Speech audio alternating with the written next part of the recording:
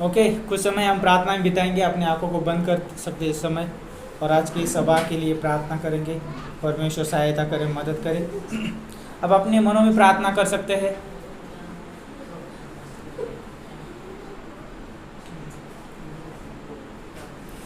प्रभु यीशु मसीह, हम धन्यवाद देते हैं इस शाम के समय। परमेश्वर, हम आपका आदर करते हैं प्रभु, आपकी स्तुति करते हैं, आपकी प्रशंसा करते हैं।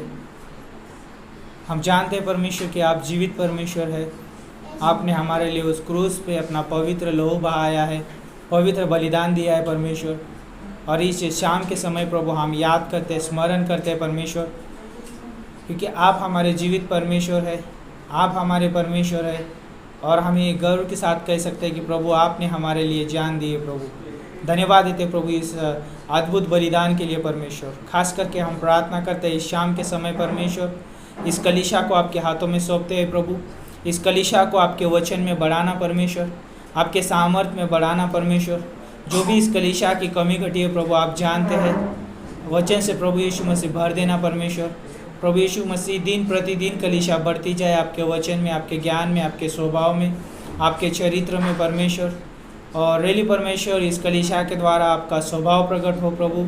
और जब भी कोई इस कलीसिया की तरफ देखता है परमेश्वर, तो आपकी महिमा हो प्रभु। ऐसे हम प्रार्थना करते हैं प्रभु यीशु मसीह। हम प्रार्थना करते हैं इस समय जो भी हम आराधना में जाने वाले हैं प्रभु, हम आराधना करने वाले हैं, आपके वचन को परमेश्वर सुनने वाले हैं परमेश्वर। हम चाहते हैं अपने हृदय को तैयार करें प्रभु। रेली प्रभु आप अपने पवित्र आत्मा के द्वारा अगुवाई करना, मदद करना। हम हमारे हृदयों को तैयार करने के लिए प्रभु यीशु मसीह सहायता मांगते हैं प्रभु। आप हमारे हृदय को तैयार करना परमेश्वर। प्रभु यीशु मसीह, हम प्रार्थना करते हैं कि आराधना टीम को आपके हाथों में सौंपते प्रभु।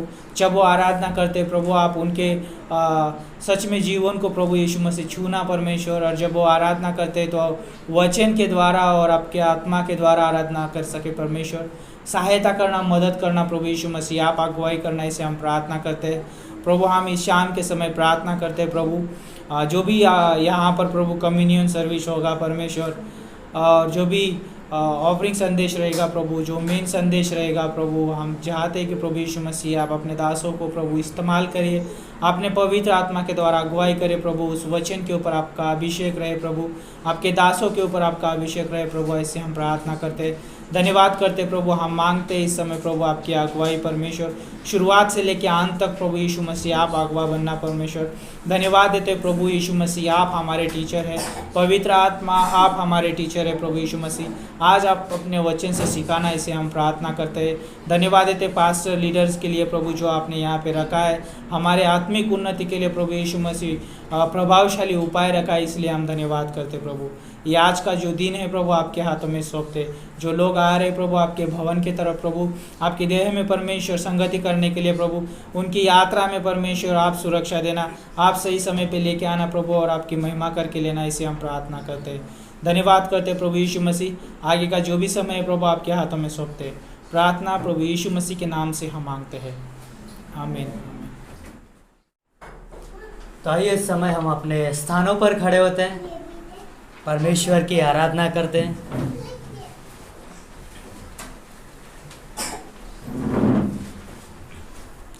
तो आइए हम प्रार्थना करते हैं। शुरुआत करते, धन्यवाद करते हमारे जीवित और महान परमेश्वर पिता, इस समय के लिए प्रभु, इस अवसर के लिए प्रभु। और धन्यवाद देते पिता परमेश्वर कि आप पवित्र परमेश्वर हो, आप आराधना के योग्य प्रभु हो, आप अपनी महिमा से भरे हुए परमेश्वर हो। होने देना इस स्थान को आपकी उपस्थिति से भरना प्रभु, ताकि हम सब मिलकर पिता परमेश्वर आपके नाम को ऊंचा उठा सके और आपकी महिमा कर सके। वैसे हमारी प्रार्थना पिता, धन्यवाद करते महान परमेश्वर कि आप हमारे बीच में हो। सारा आदर, सारी महिमा आपको देते हैं, धन्यवाद देते हैं। आगे का हर एक समय आपके हाथों में सौंपते हैं। ये प्रार्थना यीशु मसीह के नाम से मांगते हैं, आमीन। तो आइए हम परमेश्वर की महिमा के लिए गाना गाते हैं। जय देने वाले प्रभु यीशु मसीह को कोटि कोटि धन्यवाद।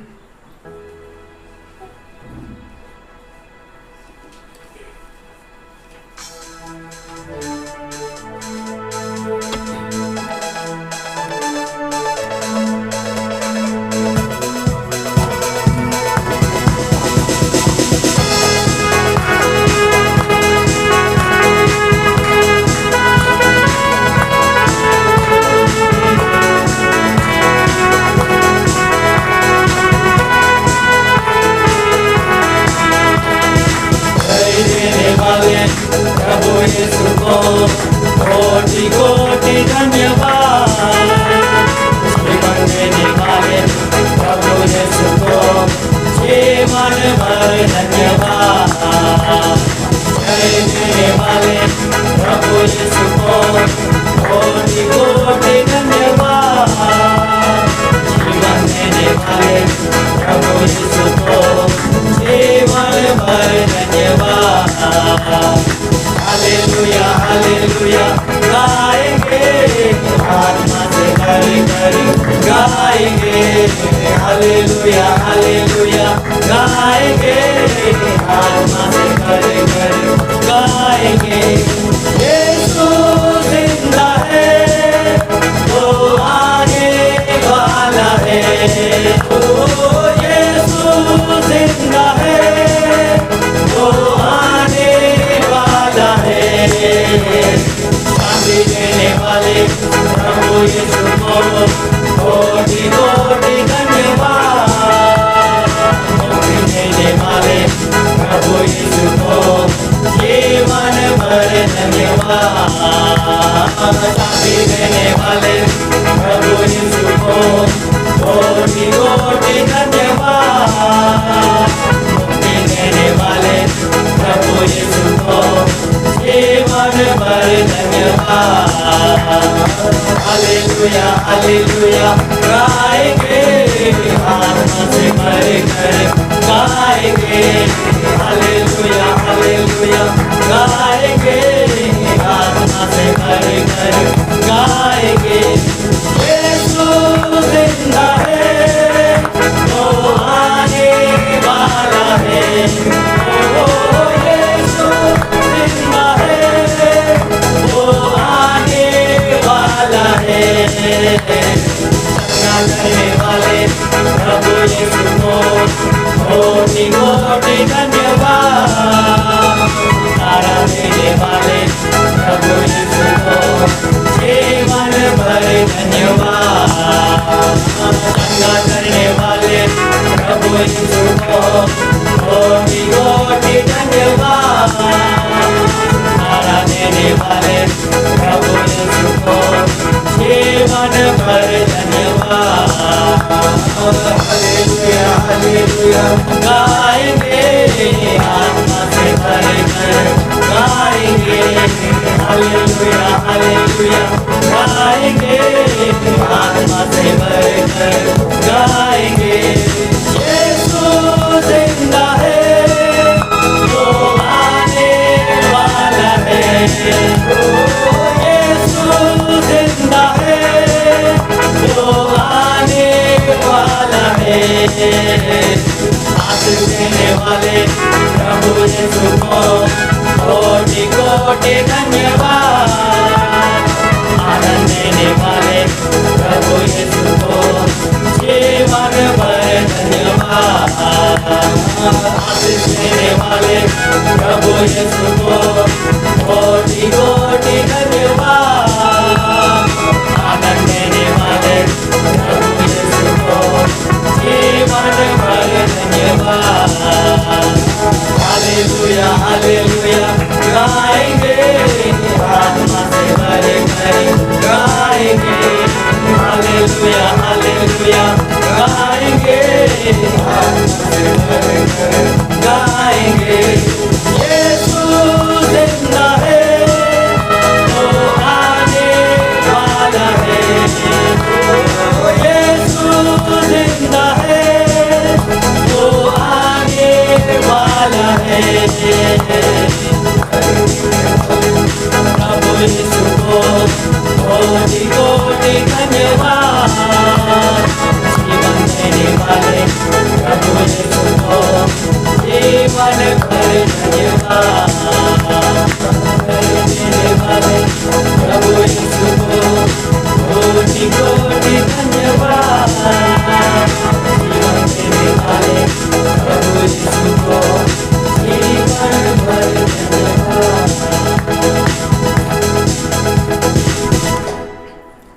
यीशु मसीह के नाम में विजय है और यीशु मसीह हमें जय के उत्सव में लेके चलता है ना। और वो परमेश्वर इसलिए हमें जय के उत्सव में लेके चलता है क्योंकि हम जानते हैं कि उस परमेश्वर ने क्रूस पर सबसे बड़ा विजय हासिल किया है ना। और धन्यवाद देते हैं परमेश्वर का कि वो शांति भी देने वाला परमेश्वर है, चंगाई देने वाला परमेश्वर है, आशीष देने वाला परमेश्वर है। बहुत ही अद्भुत है। तो क्यों ना इस परमेश्वर के लिए हम और एक गीत गाते हैं, तेरी जय जयकार यीशु, तेरी जय जयकार करें।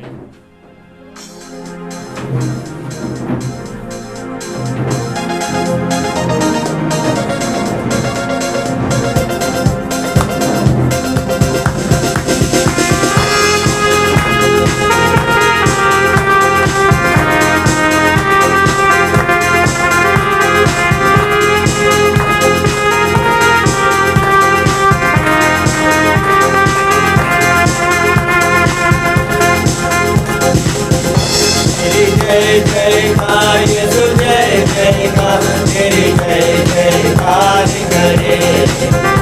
तेरी जय जयकार यीशु, जय जयकार, तेरी जय जयकार करे।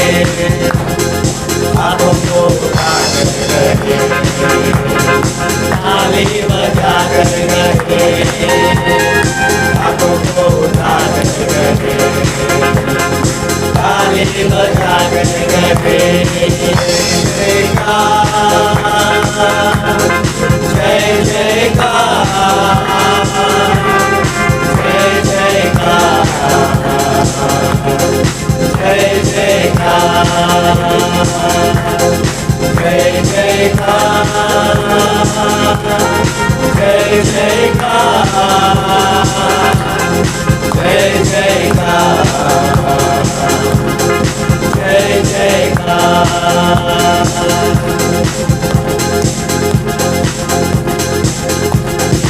राजाओं का राजा है वो प्रभु, का है प्रभु, बदलू है मांगे उसके नाम से, क्योंकि जिंदा है मेरा यीशु।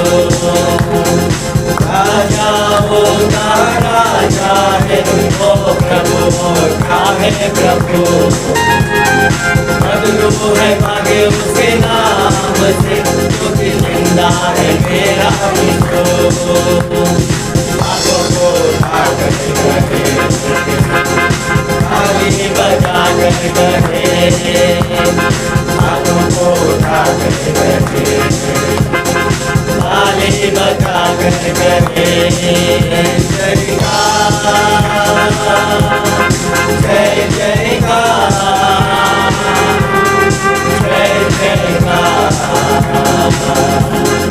जय जयकार, जय जयकार, जय जयकार, जय जयकार, जय जयकार।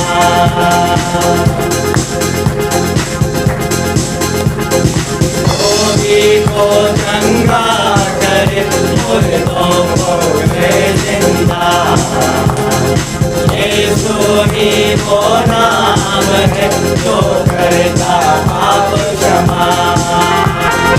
रोगी को चंगा करे, मुर्दों को करे जिंदा, यीशु ही वो नाम है जो करता पाप क्षमा।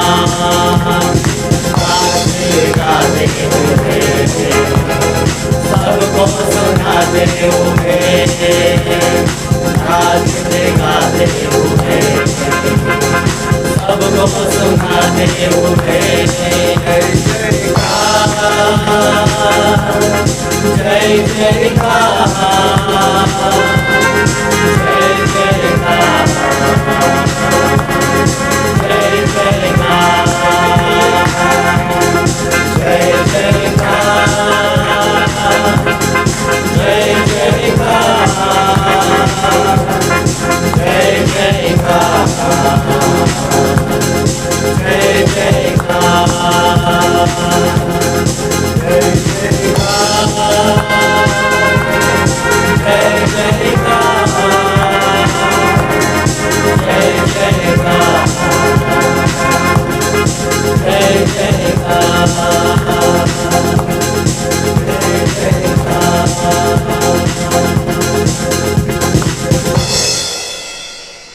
हमारे जीवित और महान परमेश्वर पिता, हम आपके अनुग्रह के लिए, आपकी दया के लिए और अद्भुत प्रेम के लिए हम आपका धन्यवाद देते हैं।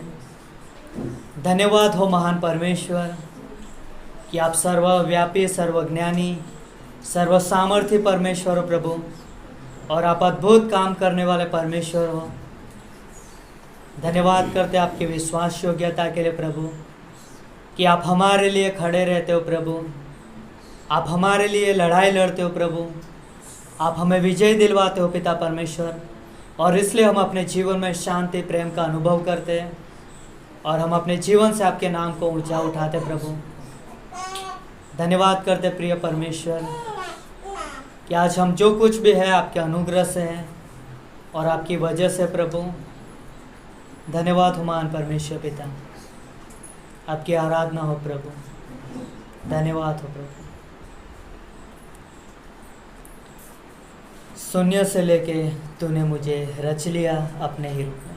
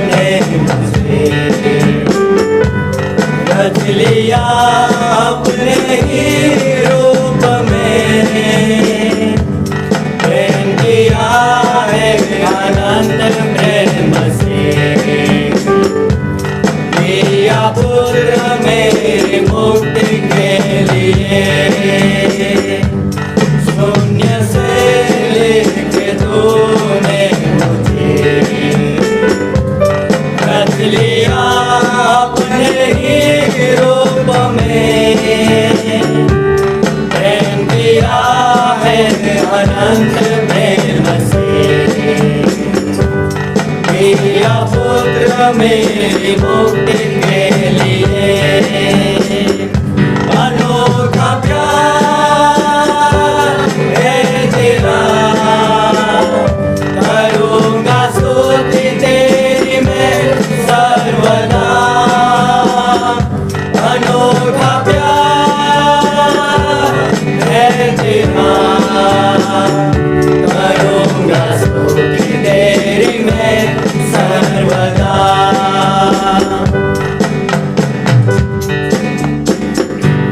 जग में आया यीशु स्वर्ग छोड़कर,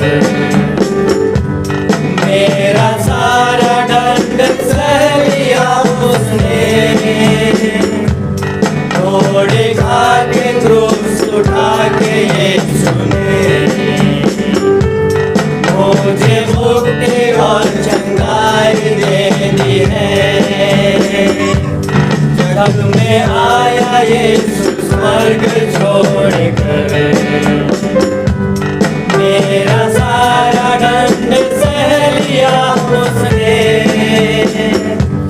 घोड़े खा के क्रूस उठा के यीशु ने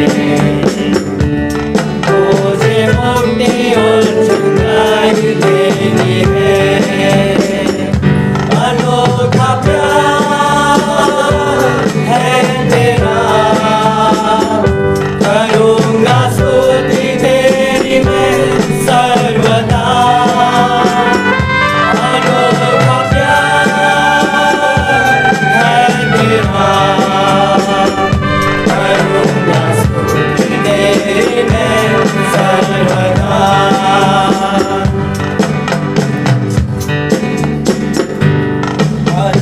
वस्त्र और सभी आशीषें मुझे उसने भरपूर से। कदरों और सब मुसीबतों में आती पुतली जैसे संभाला मुझे।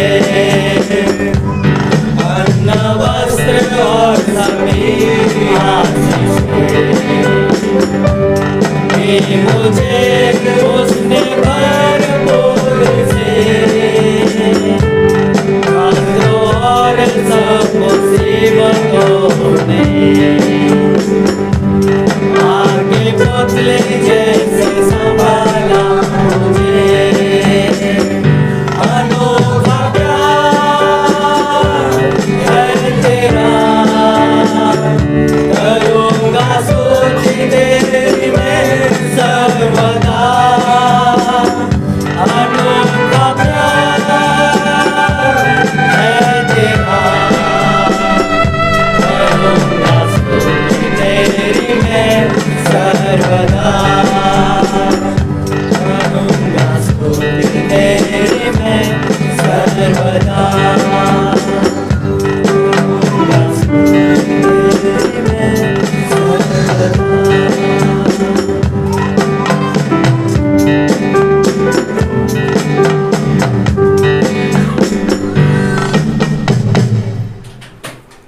पिता परमेश्वर, हम आपकी आराधना स्तुति करते हैं प्रभु जी।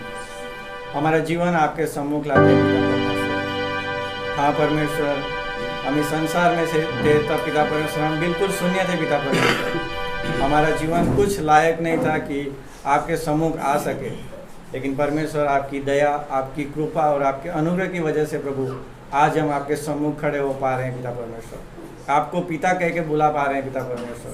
जो आपने हमें अधिकार दिया है प्रभु जी, सभी बातों के लिए हम धन्यवाद करते हैं प्रभु जी। और पिता परमेश्वर, आज की सभा की हर एक एक्टिविटीज़ हम आपके सम्मुख लाते हैं प्रभु। आप अगुवाई करना परमेश्वर। जो भी बातें होगी प्रभु जी, आपकी महिमा के लिए हो प्रभु, ऐसे हम प्रार्थना करते हैं। यहाँ उपस्थित प्रत्येक जीवन को हम आपके हाथ में सौंपते हैं प्रभु। आप अपने वचन से बातें करना प्रभु जी, और आज कुछ नया पाके जाए ऐसी हम प्रार्थना करते हैं प्रभु। हमारे हृदय को तैयार करना प्रभु, और दास को भी हम आपके हाथ में सौंपते हैं प्रभु। आप आपके वचन से प्रभु हमसे बातें करना प्रभु जी। धन्यवाद करते हैं आपकी उपस्थिति के लिए। धन्यवाद करें प्रभु आपके प्रेम और अनुग्रह के लिए पिता परमेश्वर। धन्यवाद करते हैं प्रभु जी। प्रार्थना उद्धार करते यीशु प्रभु के नाम से मांगते हैं, आमीन।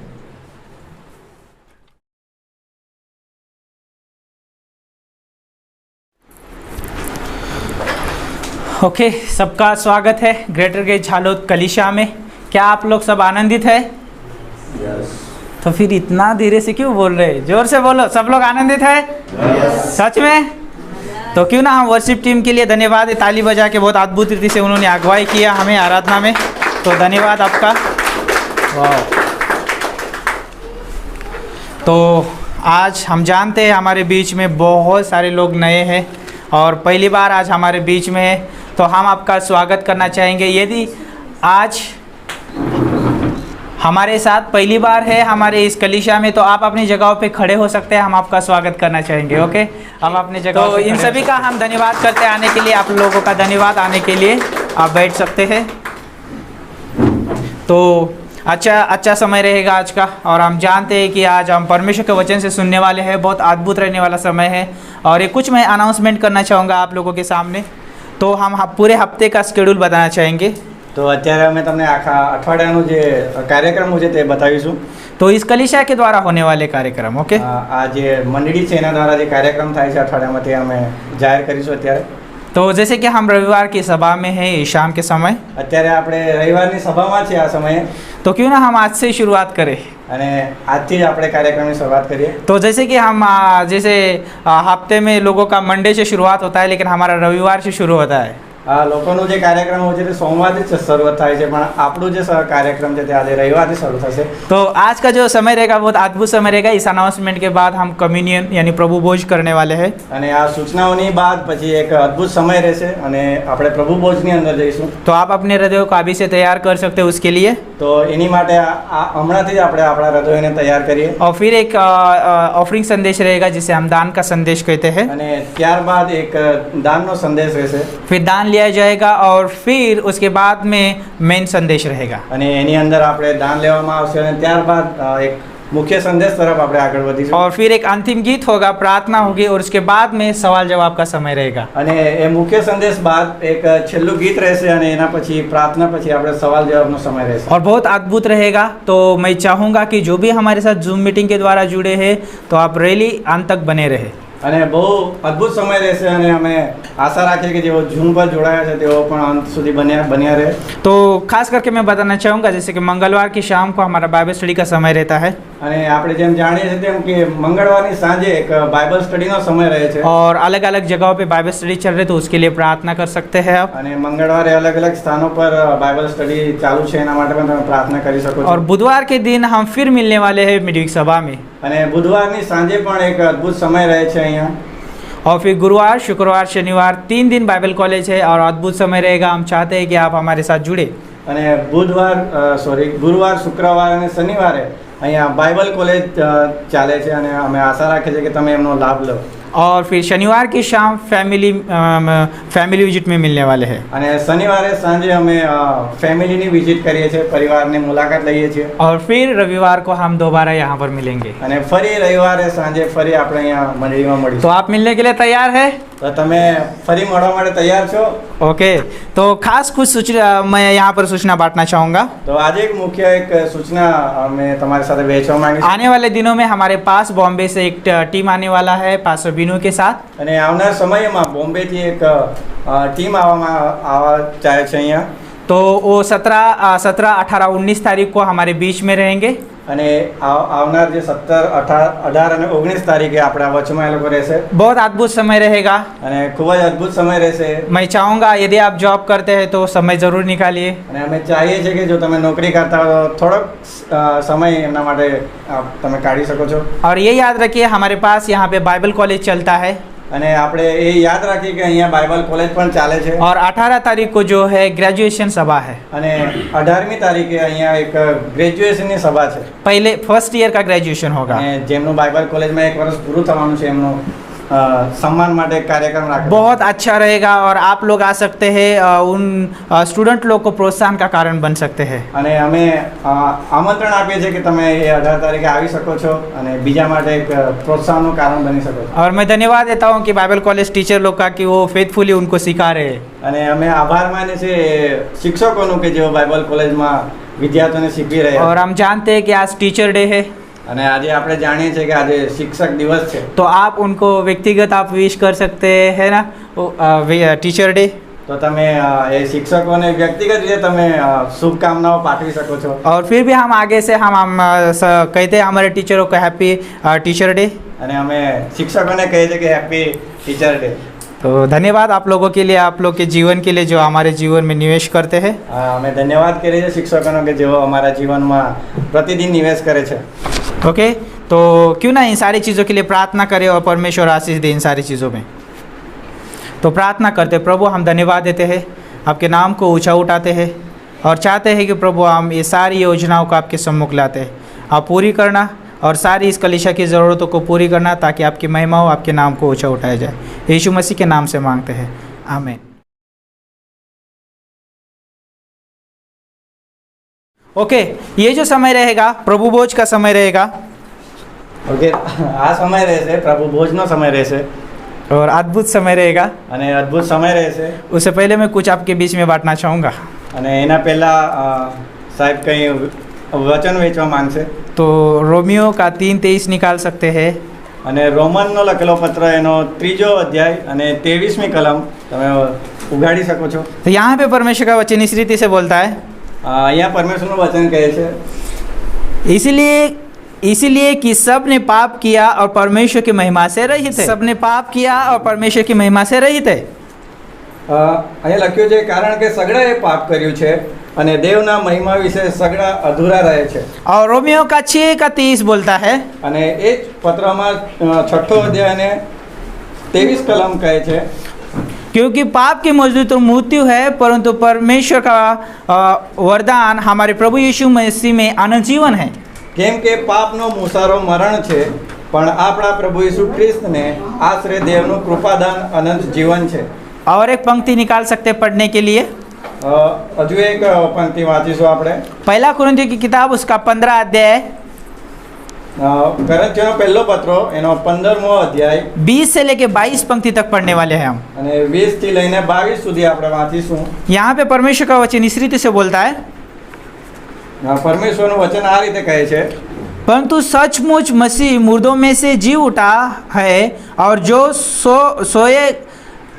सो गए हैं उनमें पहला फल हुआ, क्योंकि जब मनुष्य के द्वारा मृत्यु आई तो मनुष्य ही के द्वारा मरे हुओं का पुनरुत्थान भी आया। और जैसे आदम में सब मरते हैं वैसे ही मसीह में सब जिलाए गए।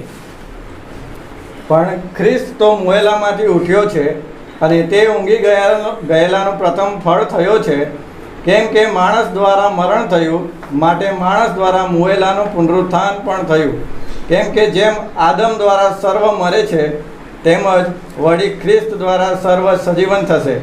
પણ દરેકને પોતપોતાને અનુક્રમે ખ્રિસ્ત પ્રથમ ફળ, ત્યાર પછી જેઓ ખ્રિસ્તના છે તેઓને તેના આવવાની વેળાએ સજીવન કરવામાં આવશે।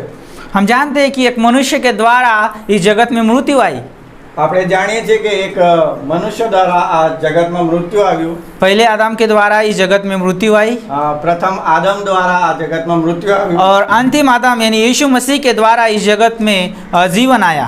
અને અંતિમ આદમ પ્રભુ ઈસુ મસીહ દ્વારા આ જગતમાં જીવન આવ્યું। कितना अद्भुत है ये परमेश्वर का उपहार हमारे लिए। અને કેટલો અદ્ભુત એક આપણા માટે એક આશાનું કારણ છે। और जब हम यूहन्ना 3:16 देखते हैं, જ્યારે આપણે યોહાન 3:16 વાંચીએ છીએ वहाँ पे परमेश्वर का आगापे प्रेम देखते हैं। અને ત્યાં આપણે પરમેશ્વરનો અગાપે પ્રેમ જોઈએ છીએ। और ये जो प्रेम है बहुत अद्भुत प्रेम है। અને આ પ્રેમ ખૂબ જ અદ્ભુત પ્રેમ છે। जब हम रोमियो की किताब उसका 3:23 पढ़ा, જ્યારે આપણે રોમન 3:23 વાંચ્યું वहाँ पे बोलता है कि सबने पाप किया, परमेश्वर की महिमा से रहित है। અને ત્યાં લખ્યું છે કે બધાએ પાપ કર્યું છે અને બધા પરમેશ્વરથી दूर છે। और हमने पढ़ा कि रोमियो का 6:23 पढ़ा कि पाप की मजदूरी मृत्यु थी। અને આપણે રોમન 6:23 માં વાંચ્યું કે પાપનો એ મુસારો એ તો મરણ છે। तो सोचिए कि ये एक मनुष्य जो पाप किया वो हमेशा के लिए नर्क जाने वाला था। તો વિચારો કે મનુષ્યએ પાપ કર્યું અને એ અનંતકાલ માટે નર્કમાં જવાનો હતો। लेकिन परमेश्वर जो है मनुष्य से बहुत प्रेम करता है પરંતુ પરમેશ્વર મનુષ્યને ખૂબ જ પ્રેમ કરે और છે प्रेम के वजह से उसने उस क्रूस पे अपनी जान दी। અને પ્રેમના લીધે એણે ક્રૂસ પર પોતાનું જીવન આપ્યું। आप ये मत सोचिए कि यीशु मसीह को 3 खिले वहाँ पर उस क्रूस पे लटकाए हुए रखे। આપણે એ ન વિચારો કે પેલા 3 ખીલાઓએ પ્રભુ ઈસુ મસીહને ક્રૂસ પર લટકાવી રાખ્યો હતો। यीशु मसीह को वहाँ पर उस क्रूस पे रहने का मतलब ये था कि वो लोगों से प्रेम करता है। અને પ્રભુ ઈસુ મસીહને ક્રૂસ પર લટકાવવાનો એ અર્થ હતો કે તે માણસને કેટલો પ્રેમ કરે છે। प्रेम के खातिर यीशु मसीह उस क्रूस पे रहा। અને પ્રેમને ખાतिर એ પ્રભુ ઈસુ મસીહ ક્રૂસ પર લટકી રહ્યા। और जब हम प्रभु भोज में हैं, इस मेज में हम भाग ले रहे, અને આ સમયે આપણે પ્રભુ ભોજમાં ભાગ લઈ રહ્યા છીએ तो यहाँ पर मैं बताना चाहूँगा, તો ત્યારે સાહેબ આપણને કહેવા માંગે છે हम उस प्रेमी बलिदान को हम स्मरण करते, याद करते, इसलिए हम प्रभु भोज लेते हैं। આપણે એ પ્રેમને યાદ કરીએ અને એ માટે આપણે પ્રભુ ભોજ લઈએ છીએ। और हम उस पवित्र बलिदान को जो यीशु मसीह ने मेरे लिए उस क्रूस पे अपना शरीर तोड़ा और अपना लहू बहाया उस क्रूस पे, અને આપણને પ્રેમ કરવા માટે પ્રભુ ઈસુ મસીહે પોતાનું શરીર એ ક્રૂસ પર આપી દીધું। इसलिए हम इस यादगिरी में, स्मरण में हम इस प्रभु भोज में शामिल होते हैं। અને એ બાબતને યાદ કરીને આજે આપણે પ્રભુ ભોજમાં સામેલ मैं થશું। अंत में बताना चाहूँगा, અને અંતમાં કહેવા માંગીએ છીએ प्रभु भोज लेने से हमारा उद्धार नहीं होता है। પ્રભુ ભોજ લેવાથી આપણો ઉદ્ધાર નથી થતો। हमारा उद्धार इफिसियों का 2:8 के अनुसार विश्वास के द्वारा अनुग्रह से उद्धार होता है। અને આપણો ઉદ્ધાર એફેસીઓ 2:8 દ્વારા વિશ્વાસથી આપણો ઉદ્ધાર થાય છે। विश्वास के द्वारा अनुग्रह से उद्धार होता है। વિશ્વાસથી અનુગ્રહથી આપણો ઉદ્ધાર થાય છે। ओके, और मैं ये भी बताना चाहूँगा कि यदि आप इस प्रभु भोज में शामिल होते हैं तो इसके द्वारा आपको चंगाई नहीं मिलेगी। અને તમે પ્રભુ ભોજમાં સામેલ થાવ છો તો એનો અર્થ એ નથી કે તમને કોઈ બીમારીથી ચંગાઈ મળી જશે।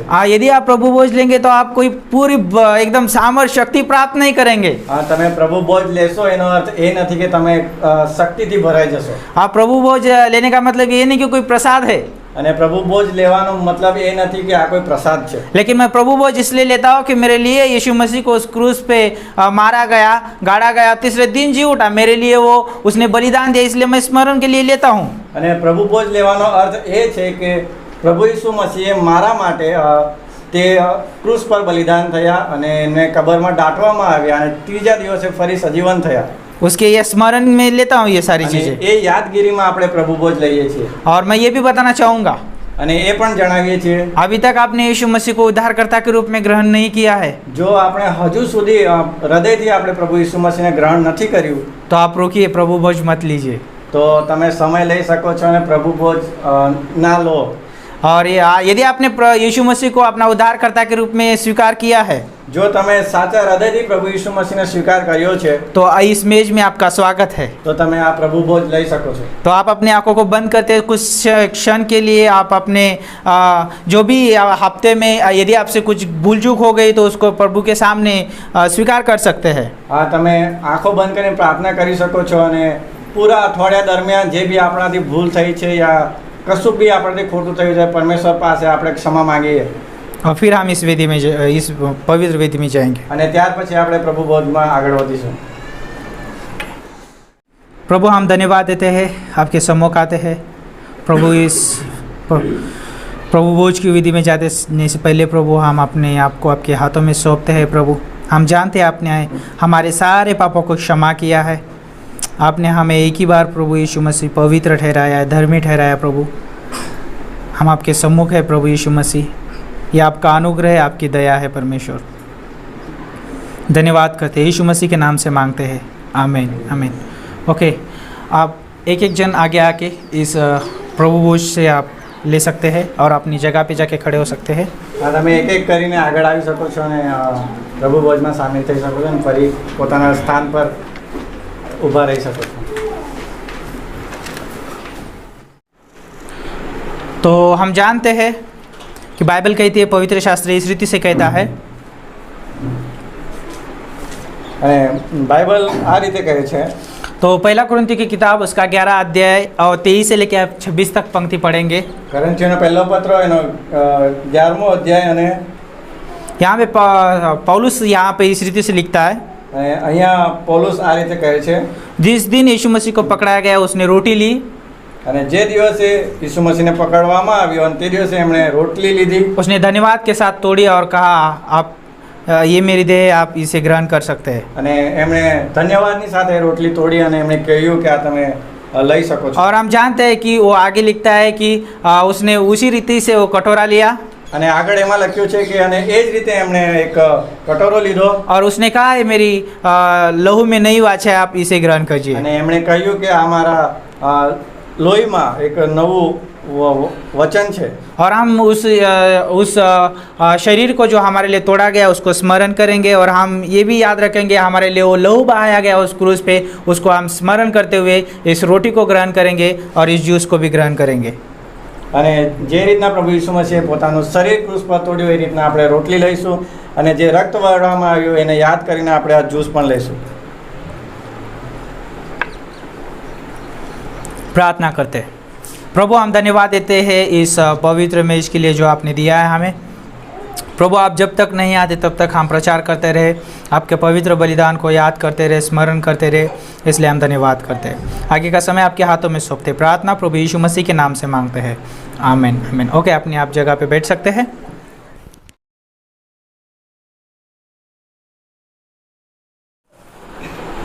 इस समय भेंट का समय है અને આ સમય દાનનો સમય છે અને इस समय हम अपनी भेंटों को परमेश्वर की उपस्थिति में लाते हैं અને આ સમયે આપણી જે દાન છે તે પરમેશ્વરની ઉપસ્થિતિમાં લાવીએ છીએ। और इसलिए हम देखेंगे नीति वचन उसका 3रा अध्याय અને આપણે વચનથી જોઈશું નીતિવચન એનો 3જો અધ્યાય और 9 से लेकर 10वीं पंक्ति तक। અને 9 થી લઈને 10 કલમ સુધી। तो यहाँ पर इस प्रकार से लिखा है, अपनी संपत्ति के द्वारा और अपनी भूमि की सारी पहली उपज दे देकर यहोवा की प्रतिष्ठा करना, इस प्रकार तेरे खत्ते भरे पूरे होंगे और तेरे रस कुंडों से नया दाख मधु उमड़ता रहेगा। તારા દ્રવ્યથી તથા તારી પેદાશના પ્રથમ ફળથી યહોવાનું સન્માન કર, એમ કરવાથી તારી વખારો ભરપૂર થશે અને તારા દ્રાક્ષા કુંડો નવા દ્રાક્ષારસથી ઉભરાઈ જશે। यहाँ पर हमने देखा અને અહીંયા આપણે જોયું कि अपनी संपत्ति के द्वारा કે પોતાની સંપત્તિ દ્વારા और अपनी भूमि की उपज के द्वारा અને આપણી જે ભૂમિની પેદાશ છે એના દ્વારા कैसे परमेश्वर का तो प्रतिष्ठा करना પરમેશ્વરનું આભાર સ્તુતિ કરવાની અને उसका मतलब ये है कि परमेश्वर को हम आदर देते हैं।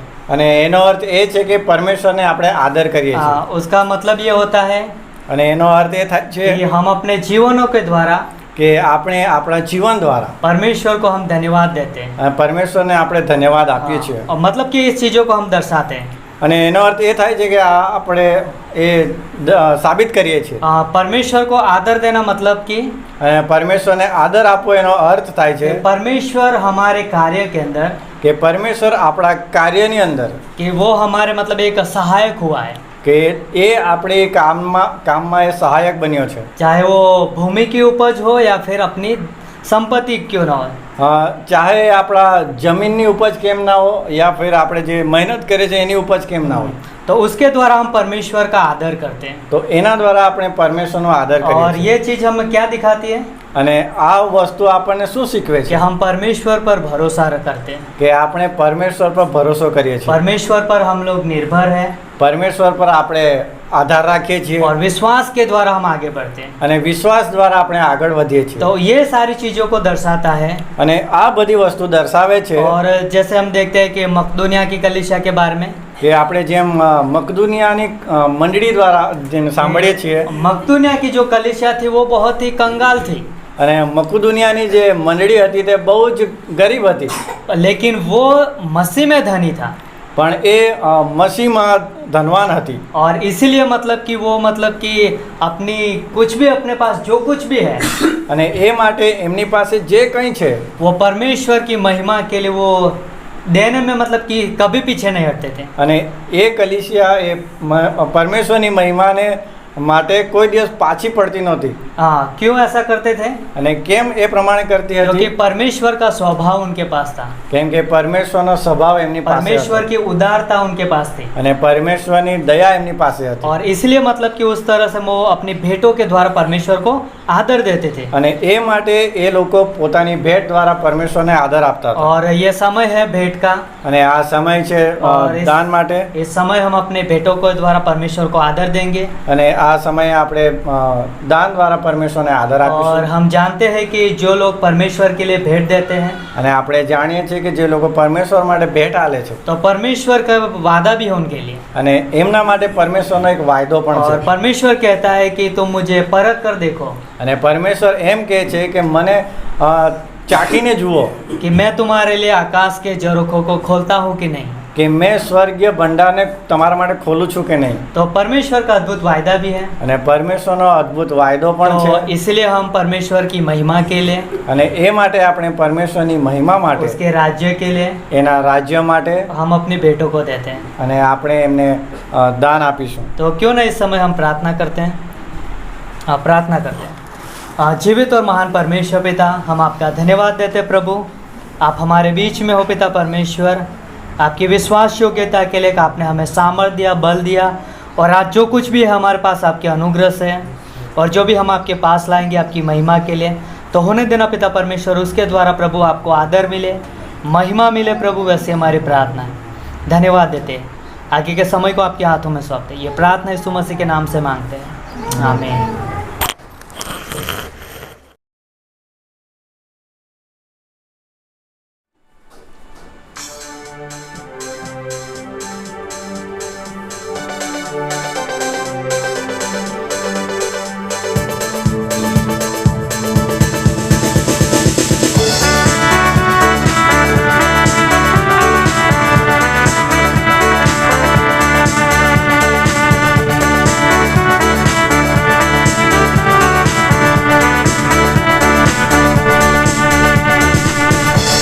सहायता है तो यीशु मेरा सहायता है तो,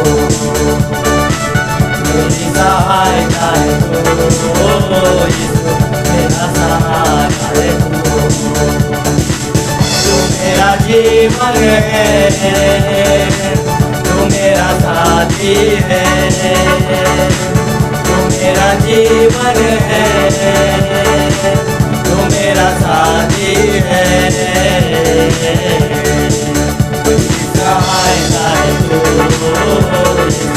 मेरा सहायता है तू,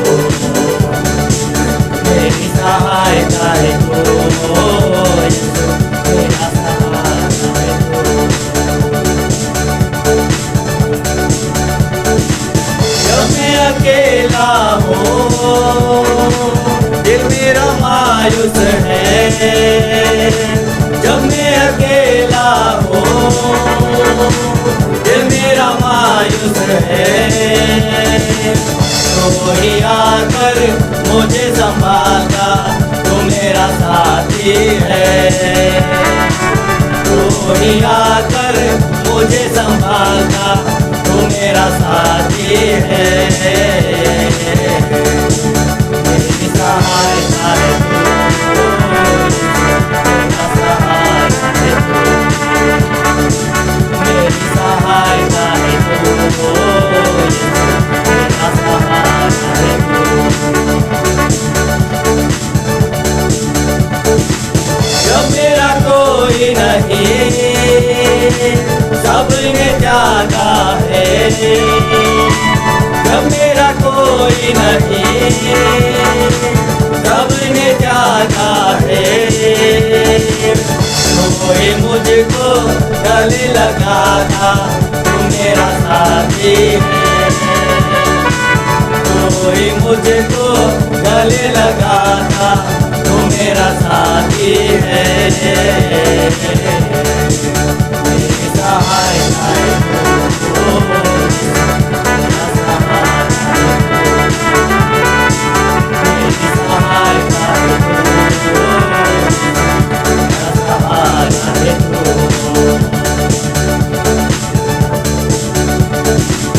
जब मैं कमजोर हूँ, तू ही मेरा बल है। जब मैं कमजोर हूँ, तू ही मेरा बल है। तू ही मेरा शांति दाता, तू मेरा साथी है। तू ही मेरा शांति दाता, तू मेरा साथी है। मेरी सहायता है तू,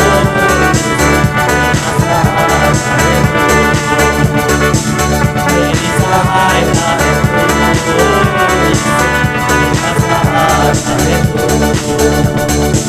तू मेरा जीवन है, तू मेरा साथी है। तू मेरा जीवन है, तू मेरा साथी है। मेरी सहायता है तू, मेरा सहायता है तू,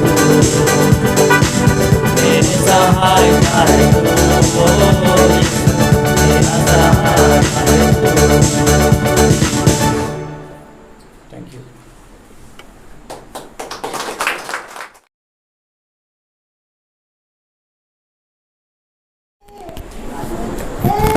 एक बार फिर हम सब लोगों का स्वागत करना चाहेंगे हमारे बीच। ફરીને એક વખત તમારા બધાનું સ્વાગત કરવા માંગીએ हमारे बीच में बहुत सारे लोग हैं जो पहली बार आए हैं આપણી વચમાં ઘણા બધા લોકો છે જે આજે પહેલી વખત આવ્યા છે और बोलते हैं कि परमेश्वर के घर में आप सभी का स्वागत है। અને દેવના મંડળીમાં દેવના ભવનની અંદર તમારા બધાનું સ્વાગત છે।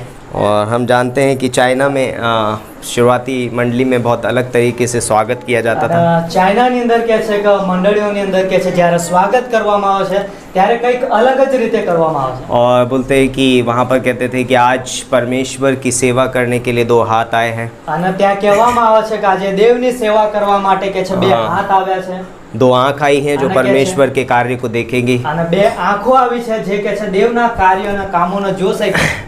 और क्या, और 2 बोलते हैं कि 2 पैर आए हैं जो परमेश्वर की स्वार्थता लेकर के जाएंगे। અને કે છે બે પગ આવ્યા છે જે કે છે દેવની સુવાર્તા લઈને જશે। तो हम भी आपका इसी तरीके से અને એ स्वागत જ करते રીતે કે हैं। છે અમે તમારું સ્વાગત કરીએ છીએ આ જગ્યા પર। तो मत्ती की किताब उसका 6ठा अध्याय और उसकी 33वीं पंक्ति। માર્થીની લખેલી સુવાર્તા તેનો 6ठो અધ્યાય અને તેની 33મી કલમ વાંચીશું આપણે। आज सुबह भी हमने इस पे बात किया लेकिन वहाँ बहुत छोड़ा बोला था, लेकिन अभी हम बहुत कुछ बोलने वाले हैं। અને આજ સવારે પણ એ બાબત વિશે પાસ્ટરે વાત કરી હતી, પરંતુ કે છે બહુ થોડું બોલ્યા હતા। આજે એના વિશે થોડું વધારે વાત કરીશું। ओके, मत्ती का 6:33 માર્થીની લખેલી સુવાર્તા તેનો 6ठो અધ્યાય તેની 33મી કલમ। यहाँ पर इस प्रकार से लिखा है, અને અહીંયા આ પ્રમાણે લખ્યું છે, इसलिए पहले तुम उसके राज्य और धर्म की खोज करो तो ये सब वस्तुएं भी तुम्हें मिल जाएंगी। પણ તમે પહેલા તેના રાજ્યને તથા તેના ન્યાયપણાને ખોરો, એટલે એ બધા વાના પણ તમને આપવામાં આવશે। आइए हम प्रार्थना करते हैं। परमेश्वर पिता, हम धन्यवाद देते हैं इस खूबसूरत समय के लिए, इस दिन के लिए। धन्यवाद देते हैं तेरे प्रेम, तेरे अनुग्रह के लिए, तेरी दया के लिए। तू अपने लोगों से बातें करना पिता परमेश्वर। इस समय में तू अपने दास को अभिषेक कर पिता परमेश्वर। इससे मेरे नहीं पिता परमेश्वर, परंतु तेरे वचन निकले पिता परमेश्वर। मेरे होठों को छू ले, पवित्र कर पिता परमेश्वर। प्रभु यीशु मसीह पवित्र आत्मा के द्वारा अगुवाई करो। धन्यवाद देते हैं पिता परमेश्वर तेरे अद्भुत वचन के लिए। प्रभु यीशु मसीह के नाम से मांगते हैं, आमीन आमीन। Praise the Lord. સ્તુતિ થાવ। हालेलुया। હાલેલુયા। आप लोग सब लोग खुश हैं? શું તમે બધા ખુશ છો? थके तो नहीं आप लोग? થાકેલા તો નથી ને? एक एक एक एक छोटी सी कहानी हम आपको बताएंगे। મજાકિયા કહાની છે જે પાસ્ટર તમને કહેશે। नहीं, मजाकिया नहीं रहेगी, सीरियस कहानी है। ओके सॉरी है, ये भी एक जोक है। सीरियस कहानी रहेगी एक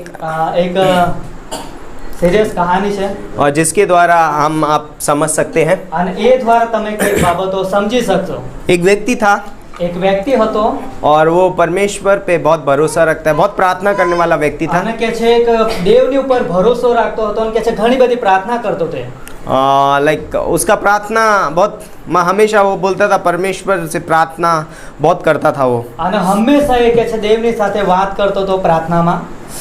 एक दिन बोलता है कि उसने पहाड़ पे से गिर गया वो, અને એક દિવસ કે છે પહાડ પરથી કે છે નીચે પડી ગયો और वो गिरता जा रहा है, बर्फीली जगह है અને કે છે એકદમ લપસી પડે છે કે છે બરફવાળી જગ્યાઓમાં। और वो वहाँ पर उसे एक कोई पेड़ में वो फंसा और वहाँ पर उसने उस डाल को पकड़ लिया અને કે છે એક ઝાડ હતું કે છે એની ડાળી કે છે એને પકડીને ત્યાં લટકાઈ ગયો और उसने परमेश्वर से प्रार्थना किया, परमेश्वर मुझे बचा ले।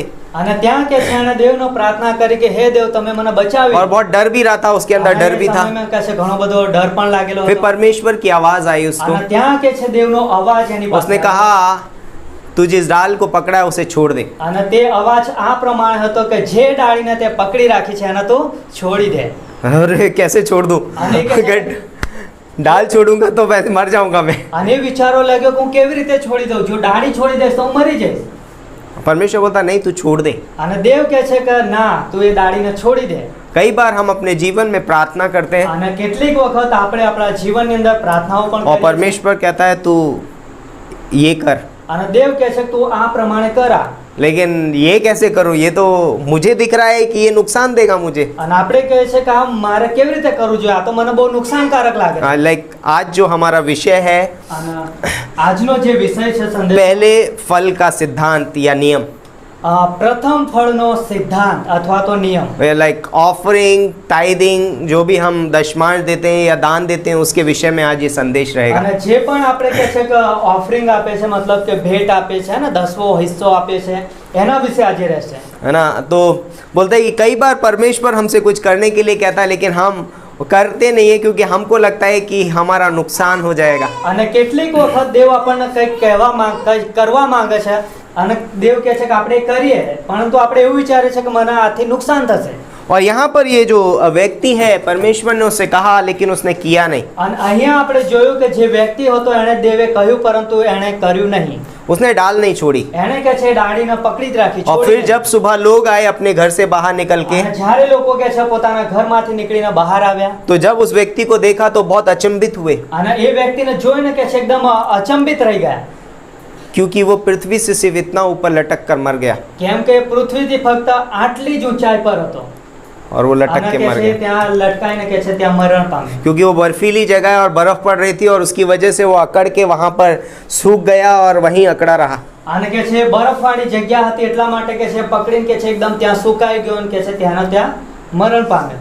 अगर वो परमेश्वर की आवाज का प्रत्युत्तर देता तो उसका जीवन बच जाता। અને જો એ કે છે દેવના અવાજની સામે કે છે જવાબ આપત તો કે છે બચી જાતે સમય। कई बार हम प्रार्थना करते हैं अपने जीवन में, કેટલીક વખત આપણે આપણા જીવનની અંદર પ્રાર્થનાઓ પણ કરીએ છીએ, लेकिन परमेश्वर जो कहता है वो नहीं करते हैं, પરંતુ દેવ આપણને જે કહે છે આપણે કરતા જ નથી। है ना? बहुत बार ऐसा हमारे અને जीवन में ઘણી होता है। વખત આ પ્રમાણે આપણા જીવનમાં પણ બનતું હોય છે। परमेश्वर कहता है ये छोड़ दे। અને દેવ કહે છે કે આ વસ્તુને તું છોડી દે। ओके, मैं बहुत ही क्रोध वाला व्यक्ति हूँ, परमेश्वर मेरे क्रोध को ले ले। અને કહે છે હું બરાબર ક્રોધિત વ્યક્તિ છું, હું વિચારું છું કે દેવ તમે મારા ક્રોધને લઈ લો। परमेश्वर बोलता है ओके ये चीज करना बंद कर। અને દેવ કહે છે કે તું આ વસ્તુ કરવાનું બંધ કરી દે। कैसे करूँ? આ नहीं કેવી होता। રીતના થશે? वो नहीं करता हूँ, मारा नहीं, ये नहीं करता हूँ। तो इस वो बोलता है कि उसमें हम उसमें बने रह सकते हैं। અને એની અંદર આપણે બન્યા હોય, परमेश्वर बोलता જોડાયેલા है હોય છે। छोड़ दे, वो तेरे लाभ की नहीं है। પરંતુ દેવ કહે છે કે તું એને છોડી દે, તારા માટે फायदाकारक बहुत નથી। सारे लोग नशे में आदतों में बंधे होते हैं और परमेश्वर उनसे कहता है छोड़ दे। અને કેટલાક લોકો કહે છે ઘણા બધા નશાની અંદર એવી ખોટી આદતોની અંદર બંધાયેલા હોય છે અને દેવ એમને કહે છે કે તમે આ છોડી દો, पर वो छोड़ते नहीं हैं। પરંતુ કહે છે છોડવા नहीं मानता। तो आज हम जिस विषय पे बात करने वाले हैं वो है पहले फल का सिद्धांत। અને આજે જે વિષય પર આપણે વાત કરવાના છે એ કહે છે પ્રથમ ફળનું સિદ્ધાંત। तो बोलता है परमेश्वर पहले फल की मांग करता है, અને દેવ કહે છે પ્રથમ ફળની કહે છે માંગ કરે છે। और इसीलिए अगर हमने जब पढ़ा मत्ती का 6:33 में, અને જેમ આપણે મથી 6 અધ્યાયના 33મી કલમ, तो वहां पर कहता है कि पहले पहले उसके राज्य उसकी धर्म की खोज कर, પહેલા તમે તેના રાજ્ય તથા તેના ન્યાયપણાને ખોરો, बाकी सारी चीजें बाद में। અને બીજી બધી વસ્તુઓ પછીથી। कैसे, कहाँ खोजना है मुझे परमेश्वर का અને राज्य? કેવી રીતે, કઈ જગ્યા પર આપણે દેવના રાજ્યને ખોરવાનું છે? हर एक क्षेत्र में, मेरे जीवन के प्रत्येक क्षेत्र में मुझे परमेश्वर के राज्य को प्रथम खोजना है। આપણા જીવનના દરેક ક્ષેત્રની અંદર આપણે કે છે દેવના રાજ્યને ખોરવાનું છે। चाहे वो खेती का स्थान हो, એ પછી ખેતરનું चाहे मेरा काम का स्थान તો हो, પછી આપણા કામ કરવાનું એ સ્થાન, चाहे मेरा व्यक्तिगत जीवन हो, કે પછી આપણું વ્યક્તિગત જીવન, चाहे मेरा विवाहित जीवन हो, કે પછી મારા લગ્ન જીવનની વાત, चाहे मेरा कोई भी रिलेशन संबंध हो, કે પછી અમારા કોઈ સગા સંબંધી પણ ક્યાં हर છે, एक उसके अंदर मुझे हर एक क्षेत्र के अंदर परमेश्वर के राज्य को ढूंढना है। અને એ બધા દરેક ક્ષેત્રની અંદર કે છે આપણે દેવના રાજ્યને કે છે और बोलता है कि पहले उसके राज्य और उसकी धर्म की खोज करो, અને એટલા માટે કે છે પહેલા તમે તેના રાજ્ય અને તેના ન્યાયપણાને તમે ખોરો, बाकी सारी वस्तुएं तुझे आप અને ही કે मिल છે जाएगी। બીજી બધી વસ્તુઓ તમને लेकिन हम આપી દેવામાં આવે। बाकी सारी चीजों के पीछे पड़े रहते हैं। यहाँ 34वीं पंक्ति लिखे है, सो कल के लिए चिंता ना करो, क्योंकि कल का दिन अपनी चिंता आप कर लेगा, आज के लिए आज ही का दुख गवाह बहुत है। અને 34મી કલમમાં લખ્યું છે કે તે માટે આવતીકાલને સારું ચિંતા ન કરો, કેમ કે આવતીકાલ પોતાની વાતોની ચિંતા કરશે, દાહડાને સારું તે દાહડાનું દુઃખ બસ છે। तो परमेश्वर जो बोलता है ना पहला जो है वो बहुत इंपॉर्टेंट रखता અને है। દેવ જ્યારે કહે છે કે પહેલા, તો એ પહેલા જે છે એ બહુ મહત્વની બાબત છે। क्यों हम रविवार को सभा करते हैं? અને શા માટે આપણે રવિવારે દેવની આરાધના કરીએ क्योंकि છીએ? ये सप्ताह का पहला दिन है। કેમ કે આ અઠવાડિયાનો કે છે પહેલો દિવસ છે। मत्ती की 28वीं अध्याय की पहली पंक्ति आप पढ़ અને सकते हैं। માર્થીની લખેલી સુવાર્તા તેનો 28મો અધ્યાય અને પહેલી કલમમાં લખ્યું છે। वहाँ क्या लिखा है कि मरियम और मगदलिनी सप्ताह के पहले दिन कहाँ गई? यीशु मसीह के पास कब्र पर। અને ત્યાં લખ્યું છે કે મગદલીની મરિયમ કે છે અઠવાડિયાના પહેલા દિવસ કે છે ત્યાં कब्र पे गई। કબ્રની પાસે ગઈ। पहला दिन આ પહેલા દિવસ यीशु मसीह का पुनरुत्थान का दिन है, અને એ દિવસ કે છે ઈસુ ખ્રિસ્તનો પુનરુત્થાન દિવસ હતો। इसलिए हम रविवार को सभा करते અને हैं। એટલા માટે कुछ કે लोग આપણે बोलते हैं બધા क्यों रविवार को ही આરાધના सभा કરીએ करते છીએ। हैं? અને કેટલાક લોકો કહે છે કે શા માટે તમે રવિવારે આરાધના કરો क्योंकि છો? परमेश्वर को पहला चाहिए। કેમ કે દેવને કે છે પ્રથમ જોઈએ છે। आपका अंतिम दिन नहीं चाहिए परमेश्वर તમારો को, આપણો કે છે કે છેલ્લો દિવસ નહીં જોઈતો, परमेश्वर को प्रथम दिन चाहिए। આપણો કે છે પ્રથમ દિવસ એમને જોઈએ। रविवार का दिन प्रथम दिवस है, आखिरी दिवस नहीं है, અને જે રવિવારનો દિવસ છે એ પહેલો દિવસ છે, એ છેલ્લો દિવસ નથી। है ना। छठे दिन उसने विश्राम किया और 7वें दिन को उसने क्या किया? विश्राम का दिन माना, और जो रविवार का दिन जो है वो क्या है? पहला दिन है। અને છઠ્ઠા દિવસે કે છે વિશ્રામ કર્યો, सॉरी, छठे दिन सृष्टि की रचना, સાતમા દિવસે કે છે વિશ્રામ કર્યો, और અને પહેલો દિવસ એ કે છે કે उसने बोलता है कि बोलता है कि रविवार का जो दिन है वो पहला दिन है, અને રવિવારનો જે દિવસ છે પ્રથમ દિવસ છે। और परमेश्वर पहले को बहुत मान देता है, અને એટલા માટે દેવ કે છે કે પ્રથમ વસ્તુને કે છે બહુ માન આપો। इसलिए हम आराधना रविवार के दिन અને करते हैं। એટલા માટે કે છે કે આપણે રવિવારે ભેગા મળીને દેવની આરાધના लाइक કરીએ। हमारी जो सफलता की शुरुआत है वो रविवार के दिन से होती અને है। આપણા પ્રથમ આપણી દિન જે से। સફળતા છે એ કે છે કે રવિવારના દિવસથી શરૂઆત થઈ। तो पहला फल जो है आने वाले फलों को पवित्र ठहराता है, અને પ્રથમ જે ફળ છે એ આવનાર समयને કે છે फलों को पवित्र ठहराता है। ફળોને કે છે પવિત્ર બનાવે છે। जब एक विश्वासी अपने जीवन में अपनी योजनाओं को, अपनी इच्छाओं को और अपने बोलते हैं कि डिज़ायर्स को, है ना, अभिलाषाओं को पूरा करने के लिए पहले रखता है, અને જ્યારે એક વિશ્વાસી કે છે પોતાની ઈચ્છાઓના અને પોતાની કે છે કે જે યોજ. અભિલાષાઓ છે એને કે છે પૂરી કરવાના માટે પ્રથમ રાખે છે ત્યારે तो वो शैतान के सिद्धांत को अपनाता है। ત્યારે કે છે શૈતાનના સિદ્ધાંતોને કે છે અપનાવી લે છે। शैतान ने क्या किया? શૈતાને શું કર્યું? स्वर्ग में परमेश्वर के बारे में नहीं सोचा उसने। वो करूब था, लूसीफर है ना, वो क्या था? करूब था। અને શૈતાન કે છે એણે દેવ વિશે કશું ના વિચાર્યું। એ શૈતાન કે છે કે પહેલે કરુબ હતો, अपने बारे में सोच रहा અને था, કે છે પોતાના વિશે मैं વિચારતો હતો કે अपने आप को प्रथम स्थान હું, देता है। અને કે છે પોતાને એણે પ્રથમ જગ્યા પર મૂક્યો। तो यदि हमारे मन में सबसे पहले मेरे बारे में आता है, અને જો કદાચ આપણા જીવનની અંદર પણ સૌથી પહેલા આપણા तो પોતાના हम વિશે આવશે शैतान के सिद्धांत को अपना रहे તો કે છે ત્યારે આપણે શૈતાનના સિદ્ધાંતોને અપનાવી લઈએ છીએ। और जब आप परमेश्वर के अधिकार को अपने जीवन में चुनौती देते हैं, અને જ્યારે તમે દેવના અધિકારને જ્યારે તમે એક પડકાર આપો છો ત્યારે तो आप शैतान के सिद्धांत को अपने जीवन में आदर दे रहे। અને એ સમયે કહે છે કે તમે શૈતાનના સિદ્ધાંતોને તમારા જીવનની અંદર કહે છે તમે એના આદર આપશો। यीशु मसीह ने इसको साबित भी किया। लूका का 9वां अध्याय, પ્રભુ ઈસુ ખ્રિસ્તે કહે છે કે એ બાબત સાબિત પણ કરી બતાવી। एक बार यीशु मसीह बोलते हैं कि वो सामरिया से होकर जा रहे थे અને એક દિવસ પ્રભુ ઈસુ ખ્રિસ્ત કહે છે સામરિયા થઈને જતા હતા और उसके 12 चेले भी उसके साथ थे। અને તેમની સાથે 12 શિષ્યો પણ હતા ત્યાં। और बोलता है कि सामरी लोगों ने उसको अपने यहाँ पर उतरने नहीं दिया। અને કે છે સામરી લોકો જે હતા એમણે કે છે પોતાની જગ્યા પર ઈસુ ખ્રિસ્ત અને તેમના શિષ્યોને ઉતરવા ના દીધા। और जब उसने उतरने नहीं दिया तो पतरस और यूहन्ना यीशु मसीह के पास आए અને જ્યારે સામરી લોકોએ તેમને ઉતરવા ના દીધા ત્યારે પિતર યોહાન કહે છે કે પ્રભુ ઈસુ ખ્રિસ્તની પાસે આવ્યા। 54वीं पंक्ति में लिखा है, અને 54મી કલમમાં લખ્યું છે पढ़िए 54 से 55 तक, लूका का 9वां अध्याय 54 से 55। यह देखकर उसके चेले याकूब और यूहन्ना ने कहा, हे प्रभु, क्या तू चाहता है कि हम आज्ञा दे कि आकाश से आग गिरकर उन्हें भस्म कर दे? परंतु उसने फिर कर उन्हें डांटा और कहा, तुम नहीं जानते कि तुम कैसी आत्मा के हो, क्योंकि मनुष्य का पुत्र लोगों के प्राणों का नाश करने नहीं वरन बचाने के लिए आया है। यस, यहाँ पर परमेश्वर का वचन क्या कहता है? ये पतरस और यूहन्ना क्या कर रहे हैं? इनको आग से क्या कर देना चाहिए? भस्म कर देना चाहिए। અને પિતર ને યોહાન શું કહે છે કે આકાશથી કે છે આગ પડે ને કે છે એ લોકોનો નાશ થઈ જાય। है ना, यूहन्ना का 10:10 बोलता है कि चोर चोरी करने आया और घात हत्या करने અને आया, યોહાન 10:10 કહે છે કે ચોર ચોરી કરવા માટે આવે છે અને ઘાત હત્યા કરવા માટે આવે છે। लेकिन यीशु मसीह जीवन देने आया। પરંતુ ઈસુ ખ્રિસ્ત એ જીવન આપવા हम यहाँ पर प्रभु यीशु मसीह की आराधना करने के लिए आए हैं। અને આ જગ્યા પર આપણે દેવની આરાધના કરવા માટે हम આવ્યા છીએ। किसी का नष्ट करने के लिए नहीं આપણે आए। કોઈનો નાશ કરવા हम માટે किसी का નથી આવ્યા। विभाजन के लिए हम यहाँ नहीं आए। ભાગલા પાડવા કે નથી આવ્યા। हम यहाँ पर इस कलीसिया में कोई ऊपर, कोई नीचे, कोई बड़ा, कोई छोटा नहीं है। અને આ મંડળીની અંદર કોઈ ઊંચું કે કોઈ નીચું કે કોઈ મોટું એ પ્રમાણે નથી। कोई अमीर, कोई गरीब नहीं है। કે કોઈ ધનવાન કે પછી કોઈ ગરીબ એ પ્રમાણે પણ નથી। सब परमेश्वर की देह का हिस्सा અને है। બધા જ કે છે ઈસુ ખ્રિસ્તના શરીરના એક ભાગ છે। और इसलिए बोलता है कि हम यहाँ पर हैं અને એટલા માટે આપણે બધા આ જગ્યા પર ताकि हम परमेश्वर के पीछे चल કે सकें, જેથી કરીને આપણે દેવની પાછળ ચાલી हम उसकी શકીએ। इच्छा को पूरा कर આપણે सकें। તેમની ઈચ્છાઓને પૂરી કરી શકીએ।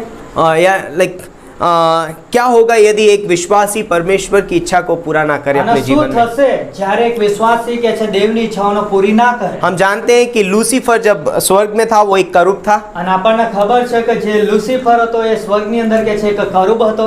और जब परमेश्वर के विरोध उसने चला तो परमेश्वर ने उसे स्वर्ग से नीचे गिरा दिया। અને જ્યારે કે છે દેવના સ્વર્ગ से निकाल વિરોધમાં ગયો ત્યારે કે છે દેવે એને સ્વર્ગમાંથી નીચે નાખી દીધો। दूसरा बोलता है कि जब आदम और हव्वा अदन की वाटिका में रखे गए, અને જ્યારે કે છે આદમ અને હવાને કે છે એદનના બગીચામાં રાખ્યા હતા ત્યારે वो एकदम एक तरीके से उनके लिए वो एक स्वर्ग था।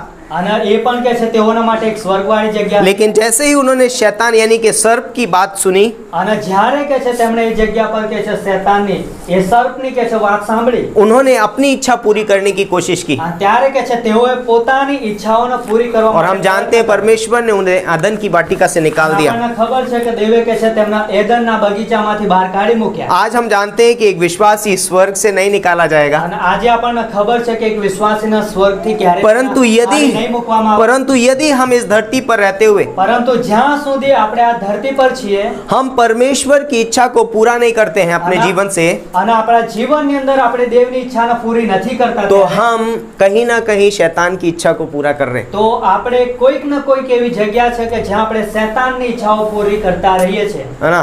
और जब हम अगर जब आप संगति में नहीं है तो आप जरूर किसी और संगति में रहेंगे। અને જો તમે સંગતિમાં નથી તો તમે કંઈક બીજી જ સંગતિમાં और જોડાયેલા बोलता है कि शैतान का काम क्या है? અને શૈતાનનું કાર્ય શું છે? यदि एक विश्वासी परमेश्वर की इच्छा में नहीं चलता है, અને જો એક વિશ્વાસી કે છે દેવની ઈચ્છામાં નથી इसका ચાલતો, मतलब वो पाप में है कहीं ना અને कहीं। એનો મતલબ એવો થાય છે કે કંઈક ને કંઈક જગ્યા પર પાપમાં પડેલો છે.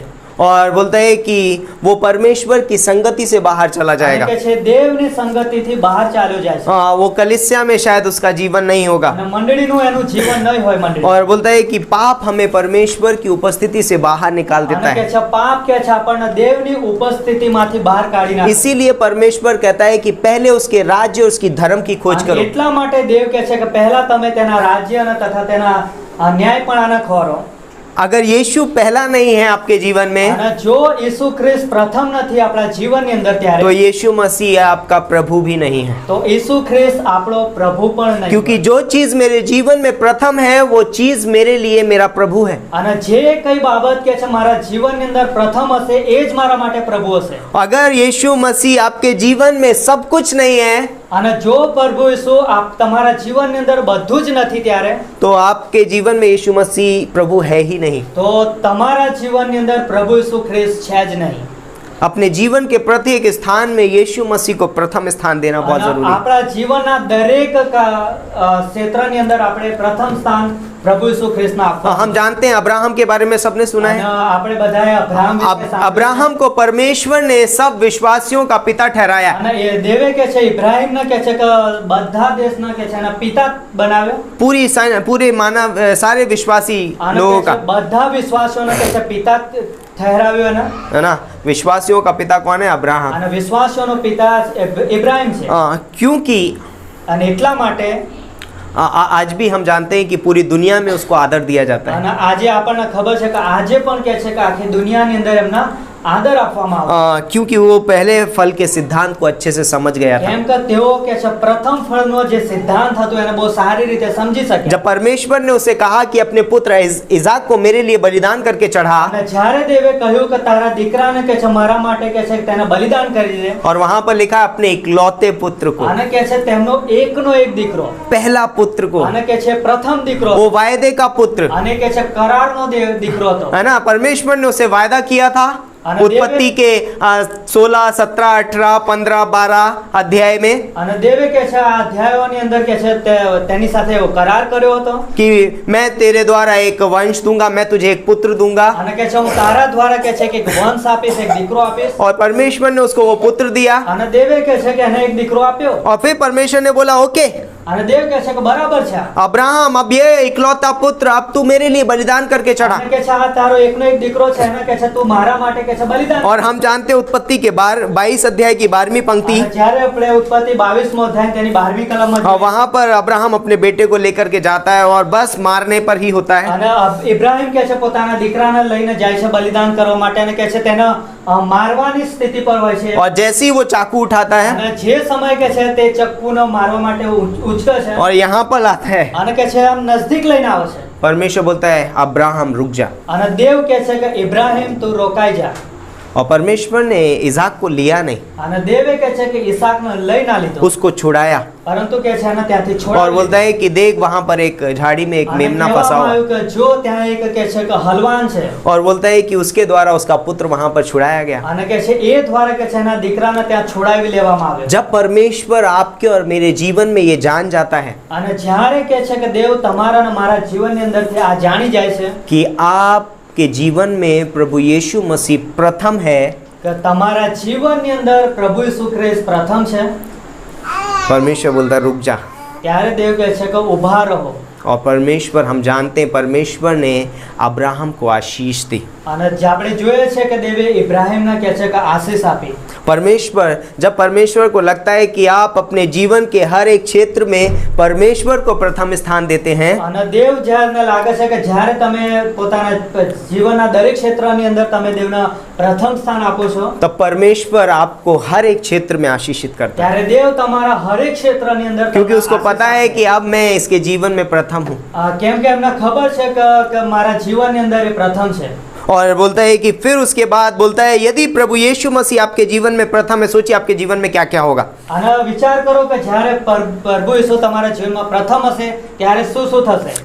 यदि प्रभु यीशु मसीह आपके जीवन में प्रथम है, आपके जीवन में परमेश्वर का प्रेम बहुतायत से दिखाई देगा। અને જ્યારે કહે છે કે દેવ તમારા જીવનમાં પ્રથમ હશે ત્યારે કહે છે દેવનો કહે છે ભરપૂર પ્રેમ દેખાશે. यदि प्रभु यीशु मसीह आपके जीवन में प्रथम है, आपके जीवन में आनंद की भरपूरी होगी। અને જ્યારે પ્રભુ કહે છે તમારા જીવનમાં પ્રથમ હશે ત્યારે કહે છે કે તમારી પાસે આનંદની ભરપૂરી. यदि यीशु मसीह आपके जीवन में प्रथम है, आपके अंदर असीम शांति दिखाई देगी। અને જ્યારે પ્રભુ ઈસુ ખ્રિસ્ત તમારા જીવનમાં પ્રથમ હશે ત્યારે કહે છે કે અસીમ કહે છે એકદમ શાંતિ જોવા या મળશે. अगर आपके जीवन में प्रभु यीशु मसीह प्रथम है, बोलता है कि आपके लिए वो अपने स्वर्गदूतों को भेजता है आपकी सुरक्षा करने के लिए। અને જ્યારે કહે છે કે પ્રભુ ઈસુ તમારા જીવનમાં પ્રથમ હોય છે ત્યારે કહે છે કે એના સ્વર્ગદૂતોને કહે છે તમારી રક્ષાના માટે તેઓ वो बोलता है कि आपकी इस सीमाओं को वो बढ़ा देता है। કહે છે તમારા પાસે જે વિસ્તાર છે વિસ્તારને કહે છે તેઓ વધાવી દેશે. तो अपने जीवन में प्रभु यीशु मसीह को प्रथम रखिए। અને એટલા માટે આપણા જીવનમાં આપણે દેવને કહે છે પ્રથમ રાખીએ.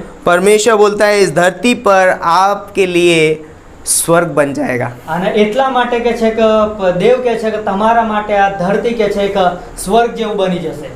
मायने नहीं रखता कि आपकी परिस्थितियां कैसी हैं, અને કશો ફરક નહીં પડતો કે તમારી પરિસ્થિતિઓ કેવી છે, पर परमेश्वर आपके लिए इस धरती पर स्वर्ग बना देगा। પરંતુ તમારા માટે કહે છે કે દેવ આ ધરતીને કહે છે સ્વર્ગ બનાવી દે. पहले उसके राज्य, उसकी धर्म की खोज करो, बाकी सारी वस्तुएं तुम्हें आप ही मिल પ્રથમ जाएंगी। કહે છે તમે તેના રાજ્યને તથા તેના ન્યાયપણાને ખોરો તો બધી વસ્તુઓ તમને આપી और દેવામાં. निर्गमन का 34:19 से 20 में નિર્ગમન તેનો 34મો અધ્યાય 19 થી 20 परमेश्वर वहां पर बलिदान ठहराता है, અને ત્યાં કે છે દેવ એક બલિદાન નક્કી કરે और છે. उनके लिए कुछ जानवर हैं जो वेदी पर उसको चढ़ाने होते અને हैं। ત્યાં એવા જાનવરો છે જેનો કે છે વેદીની ઉપર जो हमको लय व्यवस्था का पहला अध्याय 1 से लेकर 17 में मिलेंगे। લેવ્ય વ્યવસ્થા તેનો પહેલો 17મો અધ્યાય पहला अध्याय 1 से लेकर 17वीं कलम। પહેલો અધ્યાય કે છે ને 1 થી 17મી કલમ સુધી. वहां पर वो परमेश्वर 5 जानवरों के नाम देता है, અને ત્યાં કે છે કે દેવ કે છે 5 જાનવરોના નામ આપે છે और जिनको एक व्यक्ति चढ़ा सकता है, અને જ્યાં તે એક વ્યક્તિ ચઢાવી શકે और जो कि बलिदान वेदी पे स्वीकार किए जाएंगे। અને કે છે એ બલિદાન કે છે વેદીની ઉપર તેનો સ્વીકાર उनके કરવામાં नाम है बैल, અને એનો નામ છે કે बैल, બળદ, बकरे, બકરા, भेड़, ઘેટાઓ, कबूतर કબૂતર और पांडुक। અને કે છે કે હોલ્લા. ये 5 जानवर जो कि उसे वेदी पे चढ़ाने थे। અને આ 5 જાનવરો છે જે એમને વેદીની ઉપર ચઢાવવાના और ये હતા. क्यों चढ़ाने थे? यदि उसको अपना पहलोठा छुड़ाना है तो। અને શા માટે આ 5 જાનવર વેદી પર ચડાવવાના હતા કે જ્યારે તેમના પ્રથમ વ્યક્તિને છોડાવવું હોય ત્યારે.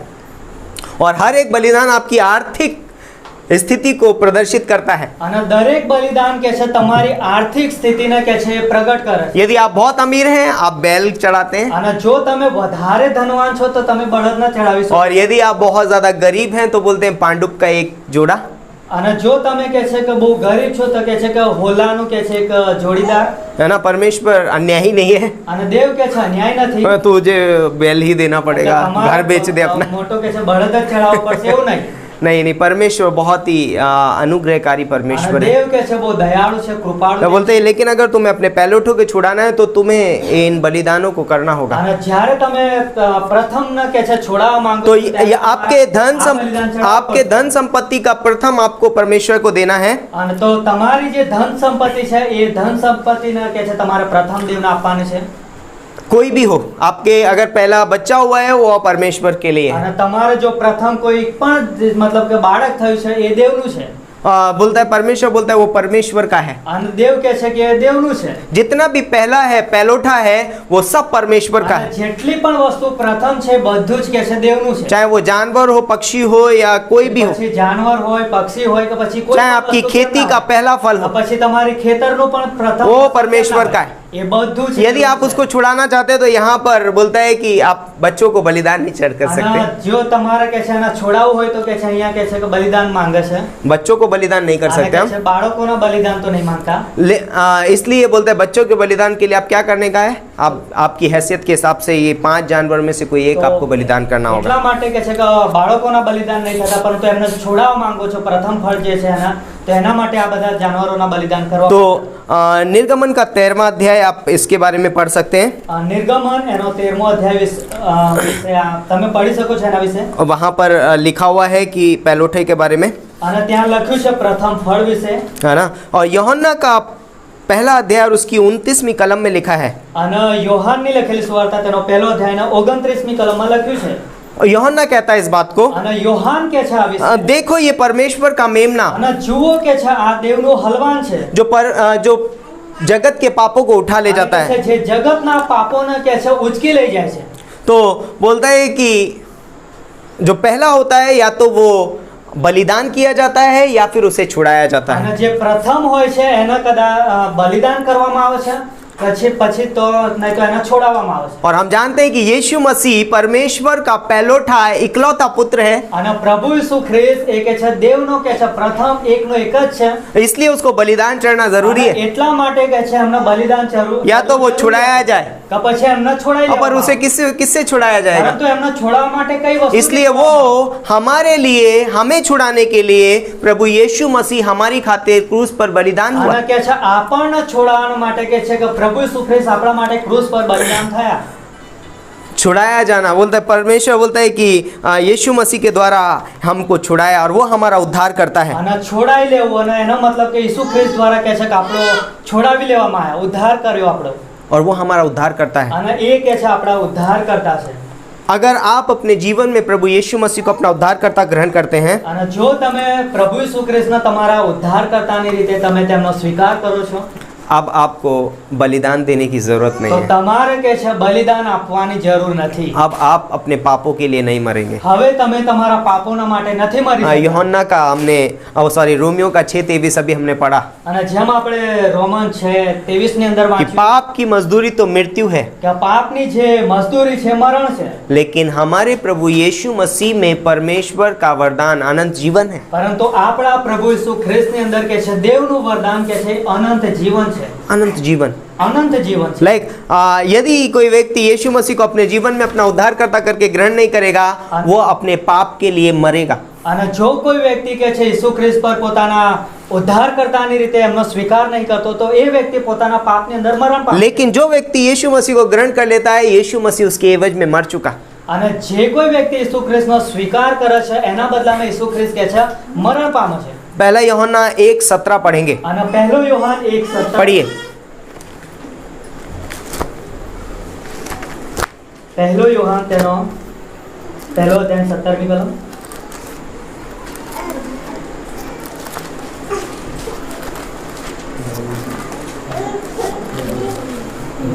यस, पढ़िए, जिसको भी मिल जाता है। यस, है 70 नहीं है, sorry.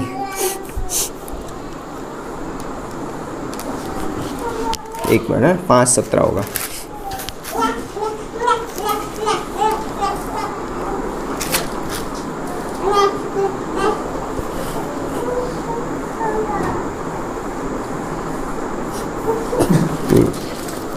I missed the word.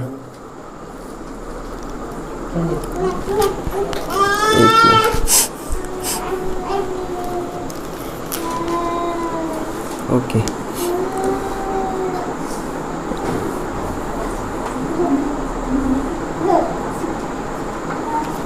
हाँ, 7वीं कलम।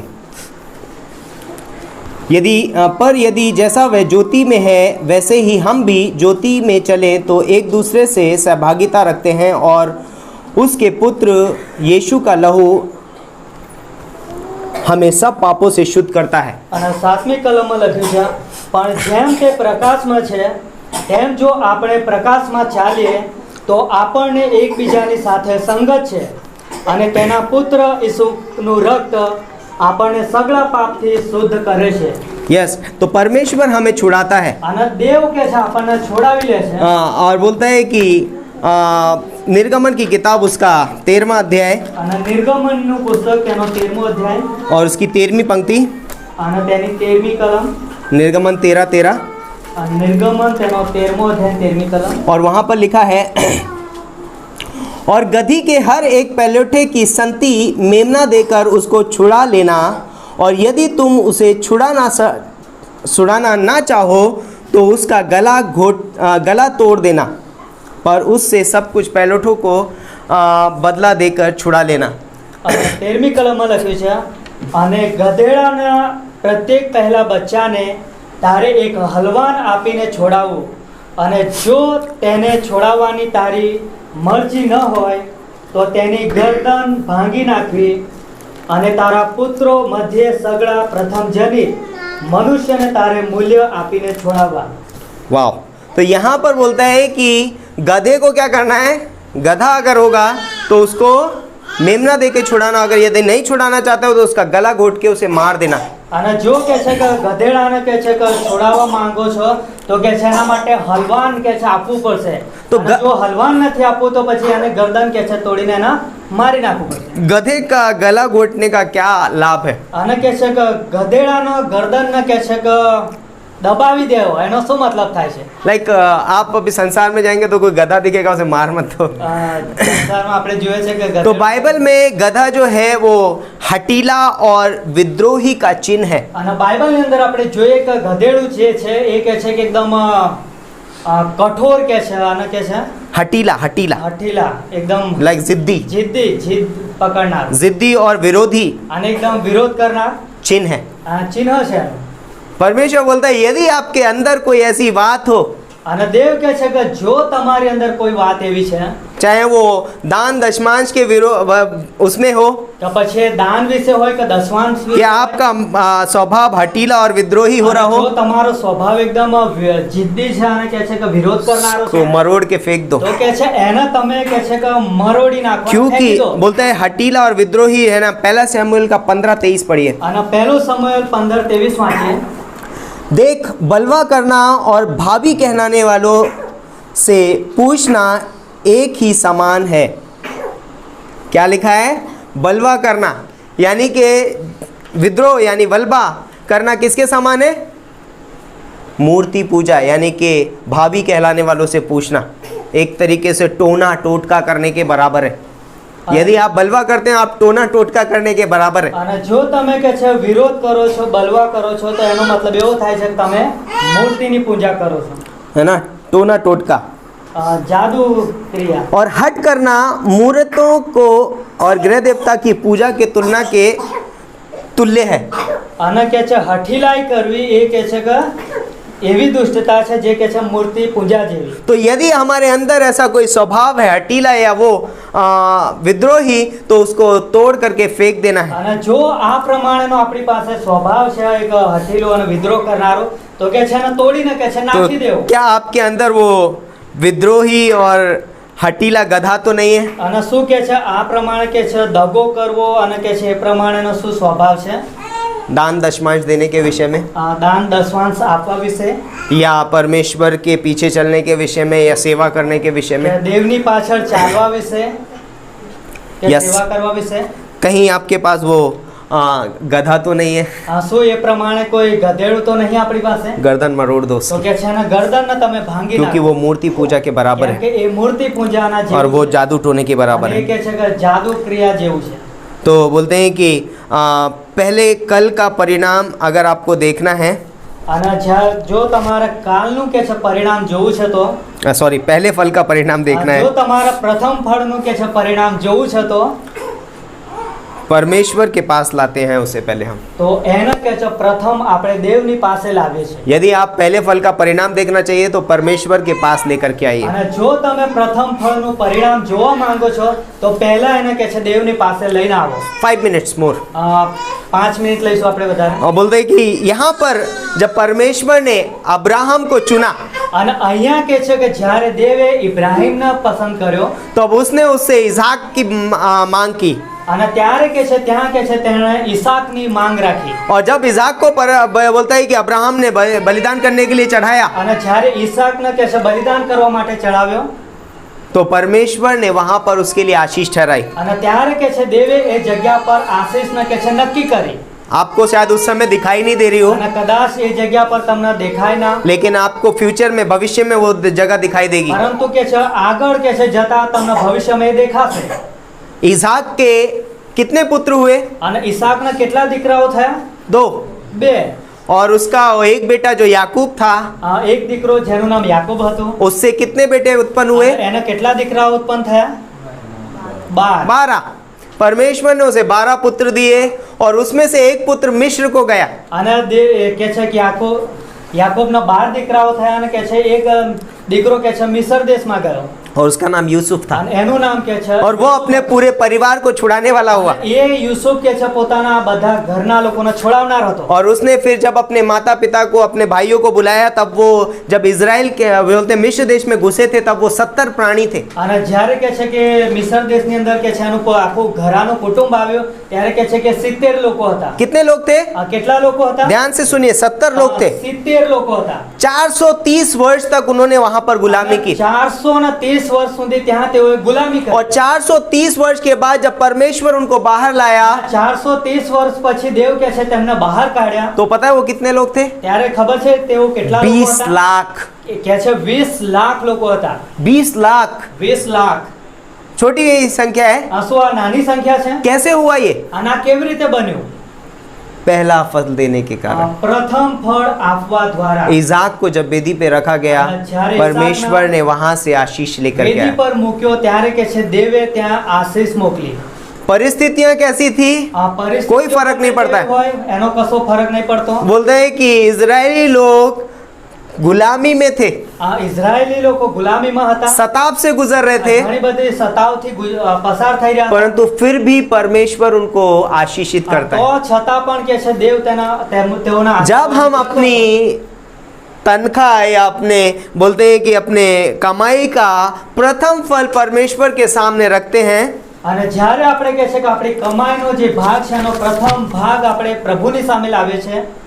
आपकी परिस्थितियां कैसी भी हों, આ પરિસ્થિતિઓ આપણી ગમે તે आप शायद बहुत समस्या से गुजर रहे કદાચ हो, આપણે ઘણી સમસ્યાઓથી लेकिन પસાર याद હોઈએ, रखिए, પરંતુ યાદ રાખો परमेश्वर उस समय में भी आपको आशीषित करेगा। દેવ કે છે એ સમયની અંદર પણ તમને આશીષિત કરશે। 70 प्राणी 20 लाख लोग। અને કે છે 70 લોકો કે છે 20 લાખ લોકો બન્યા। सोचिए, विचार करो। आप यहाँ से एंट्री करते हैं, અને વિચાર કરો કે તમે અહીંથી જઈ રહ્યા છો, यहाँ 70 लोग घुसते हैं, 70 લોકો કે છે અહીંયા જાય છે, और यहाँ पर ऐसे घूम के जब निकलते हैं तो ये कितने होते हैं? 20 लाख लोग અને होते કે हैं। છે કે છે અહીંથી ફરી ફરીને જાય છે, ત્યાં પહોંચે છે ત્યાં લગીને કે છે 20 લાખ લોકો થઈ જાય છે। मिस्र में 430 साल गुजारे, અને કે છે મિસરની અંદર 430 વર્ષ કે છે તેમણે વિતાવ્યા गुलामी में, ગુલામીની અંદર, लेकिन परमेश्वर ने उनको आशीषित किया। પરંતુ દેવે કે છે તેઓને આશીષિત કર્યા। और इससे ही नहीं, जब वो लोग निकल रहे थे तो उन्होंने, परमेश्वर ने उनका सोना चांदी सब कुछ लेकर के उनको बाहर અને એટલું निकाला। જ નહીં, પરંતુ જ્યારે તેઓ ગુલામીમાંથી બહાર નીકળ્યા ત્યારે કે છે કે સોનું ચાંદી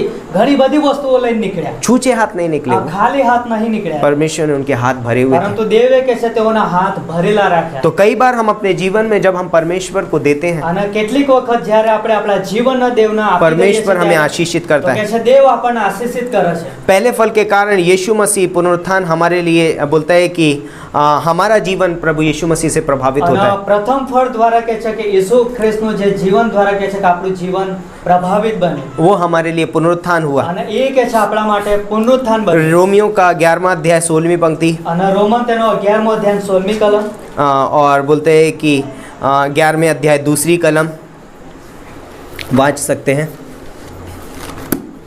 रोमन તેનો 11મો અધ્યાય और 16वीं कलम।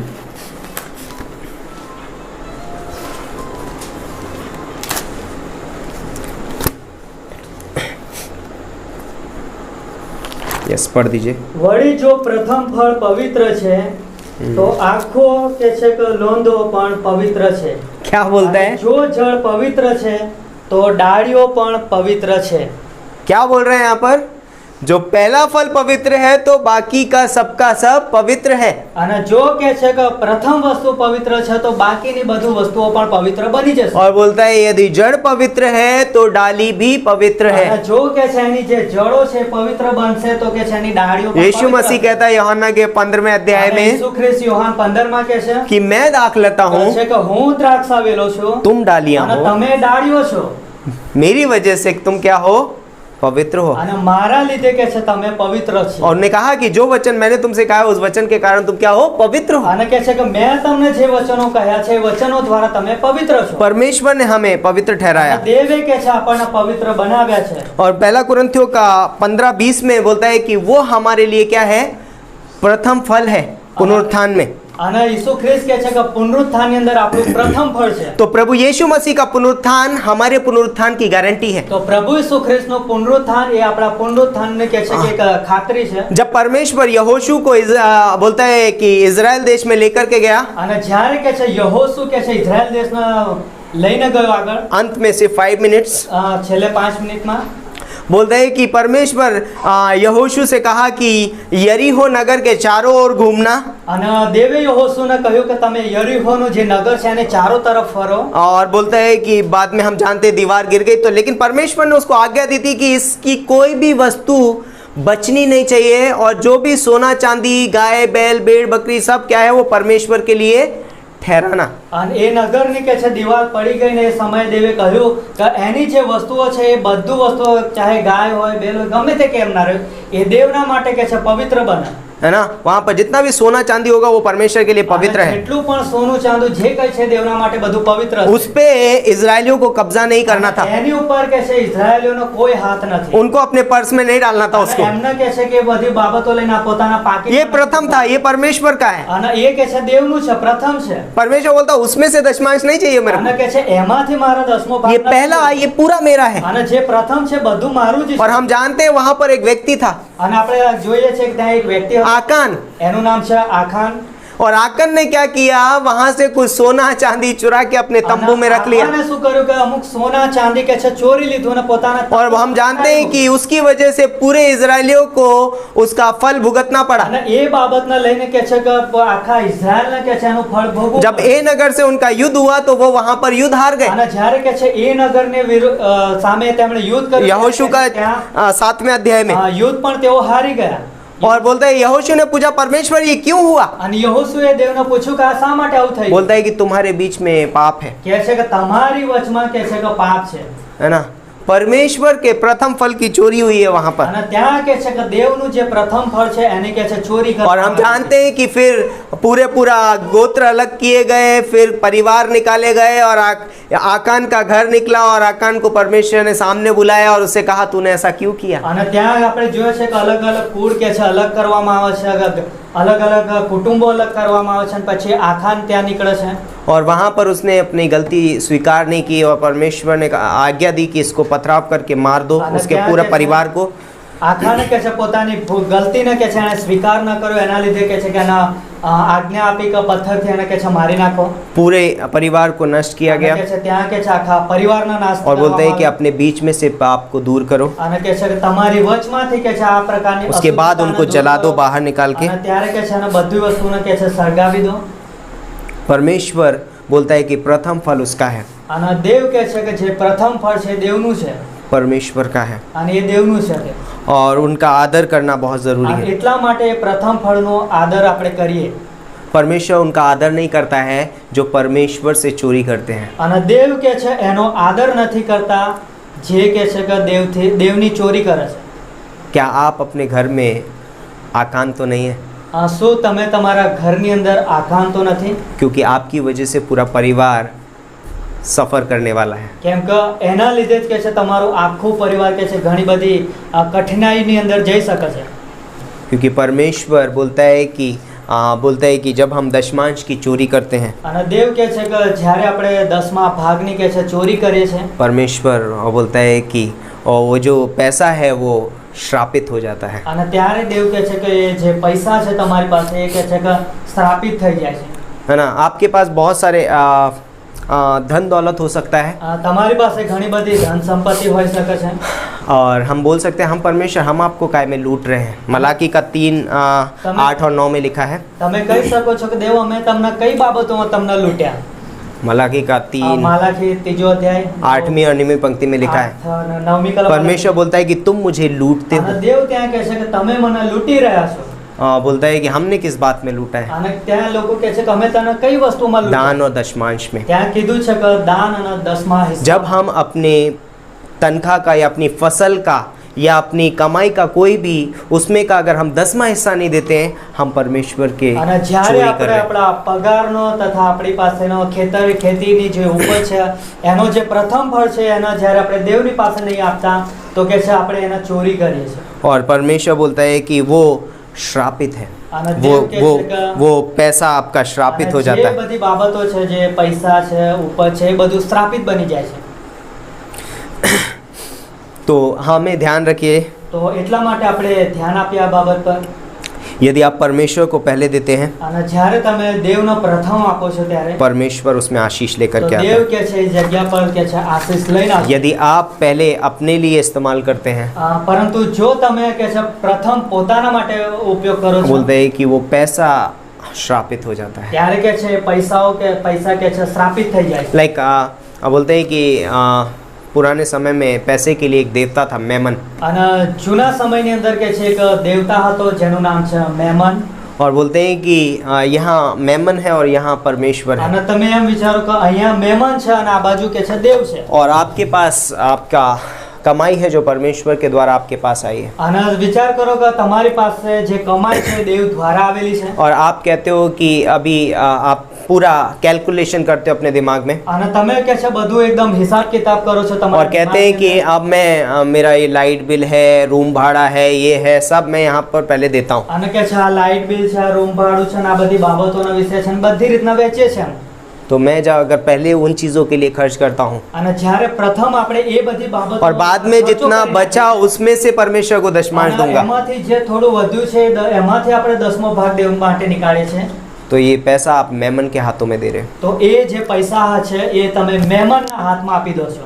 और यहाँ पर वो बोलता है कि चोर चोरी करने और घात हत्या करने અને आया। ત્યાં કહેવામાં આવે છે કે ચોર ચોરી કરવા માટે ઘાત હત્યા કરવા માટે આવે। लेकिन यदि आप सबसे पहले अपनी तनख्वाह में से दशमांश निकालते हैं, અને જ્યારે તમે તમારા પગારમાંથી કે છે કે 10મો ભાગ પહેલા કાઢો છો ત્યારે तो बोलता है कि ये परमेश्वर के लिए होता है અને ત્યારે કે છે દેવના માટે હોય और છે। परमेश्वर उसे अपने हाथों में लेता અને है ત્યારે કે છે દેવ કે છે એને પોતાના હાથોની और અંદર वो લે उसे છે। आशीषित करता है। અને દેવ કે છે એને આશીર્વાદિત और કરે। परमेश्वर कहता है અને ત્યારે દેવ કે છે कि मैं आया कि वे जीवन पाए और बहुतायत का जीवन અને पाए। ત્યારે કે છે કે હું આવ્યો કે તેઓને જીવન મળે અને કે છે પુષ્કળ જીવન મળે।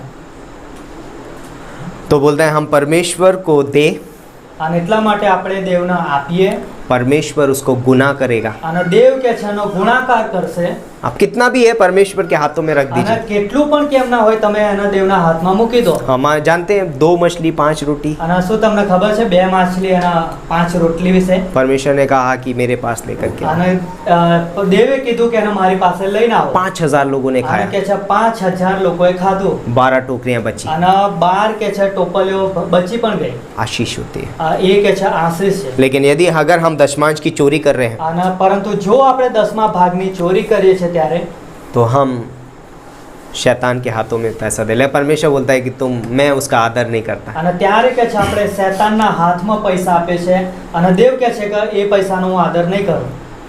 क्योंकि बोलता है कि वो व्यक्ति का परमेश्वर आदर नहीं करता क्योंकि वो परमेश्वर की चोरी कर रहा है। અને એ વ્યક્તિનો દેવ આદર નહીં કરતા જે વ્યક્તિ કે છે દેવના પૈસાની ચોરી કરે છે। तो हमें कई बार अपने बुद्धि का सहारा नहीं लेना, जैसे हमने अभी पहली उपज दे दे के परमेश्वर की प्रतिष्ठा करना। એટલા માટે આપણે આપણી પોતાની બુદ્ધિનો સમજનો સહારો ના લઈએ પરંતુ આપણી પ્રથમ સંપત્તિ દ્વારા આપણે દેવનું સન્માન કરીએ। तो जब भी हम जो भी हिस्सा कमाते हैं, અને જે કંઈ આપણે કમાઈએ છે सबसे पहले અને સૌથી પ્રથમ आप पहले परमेश्वर के लिए निकाल के અને रखें। સૌથી પહેલા તમે દેવના માટે અલગ કાઢી રાખો। परमेश्वर उसमें आशीष देगा। દેવ એની અંદર આશીષ આપશે परमेश्वर आप सभी को आशीष दे। અને દેવ તમને બધાને આશીષ આપશે। मैं इस संदेश के द्वारा आप लोगों को उत्साहित करना चाहता हूँ અને આ સંદેશ દ્વારા એ જ બાબતથી ઉત્સાહિત कि કરવા માટે परमेश्वर के हम परमेश्वर के चोर नहीं बने, આપણે દેવના ચોર ના બનીએ परंतु परमेश्वर कहता है कि परख कर देखो मैं तुम्हारे लिए आकाश से આશીષો की अपरंपार वर्षा करता हूँ कि नहीं? દેવ કહે છે કે પારખી ન તો જુઓ હું તમારા માટે કહે છે કે આકાશમાંથી કહે છે આશીષની વર્ષા કરું છું કે નહીં. मलाकी का 3:10. માલાખી ત્રીજો અધ્યાય 10મી કલમ. आमीन. आमीन. आइए हम प्रार्थना करते हैं. कन्नू भाई प्रार्थना करें. प्रार्थना करिए. जीवंत और सामर्थ्यवान परमेश्वर पिता, हम आपका धन्यवाद देते प्रभु आपकी विश्वास योग्यता के लिए प्रभु, कि आप देने में विश्वास योग्य हो। और हम जानते हैं प्रभु कि आपने अपना प्रथम पुत्र हमारे लिए उस क्रूस पर बलिदान कर दिया और उसके द्वारा हमने अनंत जीवन पाया। हमने आपकी ओर से प्रथम प्रेम पाया प्रभु, अनुग्रह पाया पिता परमेश्वर। और धन्यवाद देते पिता परमेश्वर कि आज हमारे पास जो कुछ भी है आपके अनुग्रह से है पिता परमेश्वर। और आप चाहते हो कि प्रभु उसमें से हम आपके लिए भेंट लाए प्रभु, 10वां भाग अलग करें प्रभु, जिसमें आप आशीष देना चाहते हो, हमारे जीवन को आप मजबूत करना चाहते हो, आप पर निर्भर रखना चाहते हो प्रभु। धन्यवाद देते हैं इन सारी बातों के लिए प्रभु, आज के वचन के द्वारा हमसे बातें करने के लिए, उत्साहित करने के लिए प्रभु। धन्यवाद देते इस समय के लिए प्रभु।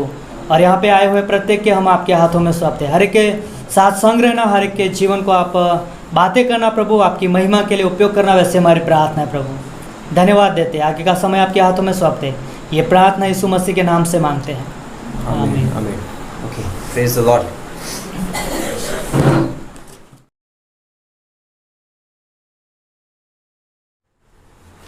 तो बहुत ही अद्भुत संदेश था, है ना। उस पर हमें विचार करना चाहिए कि परमेश्वर चाहता है कि बहुत अद्भुत बात है ना, परमेश्वर हमें आशीष देना चाहता है और इसलिए परमेश्वर की ओर से सारी चीज़ें ठहराई है। तो हम बात करेंगे इस सभा के अंदर।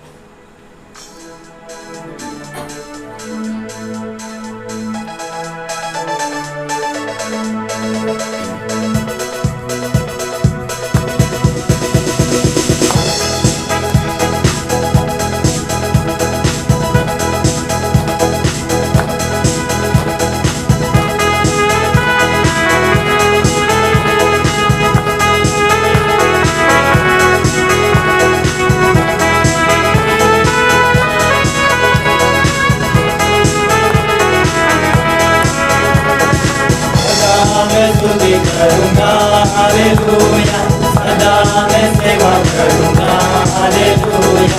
मुझे बचाया प्रभु ने, सदा मैं स्तुति करूँगा, सदा मैं स्तुति करूँगा हालेलुया, सदा मैं सेवा करूँगा हालेलुया। मुझे बचाया प्रभु ने, सदा मैं स्तुति करूँगा।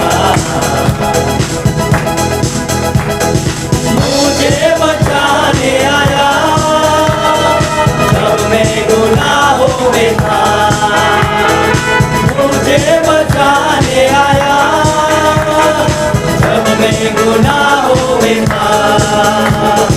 स्वर्ग को छोड़कर जगत में आया मुझे बचाने को, को छोड़कर जगत में आया मुझे बचाने को। सदा मैं स्तुति करूँगा हालेलुया, सदा मैं सेवा करूँगा हालेलुया। मुझे बचाया प्रभु ने, सदा मैं स्तुति करूँगा।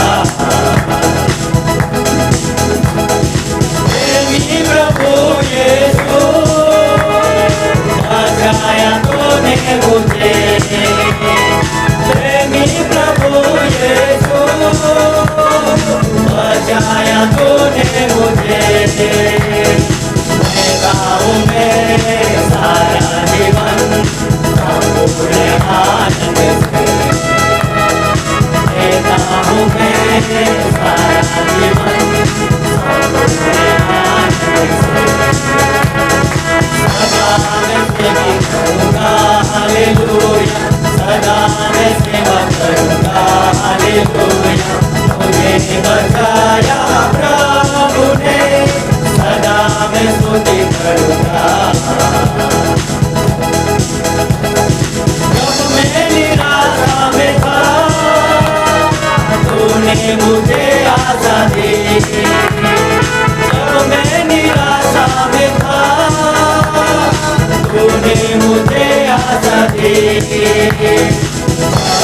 में आया जीवन को दिया पवित्र प्रेम यीशु जगत में आया जीवन को दिया पवित्र प्रेम यीशु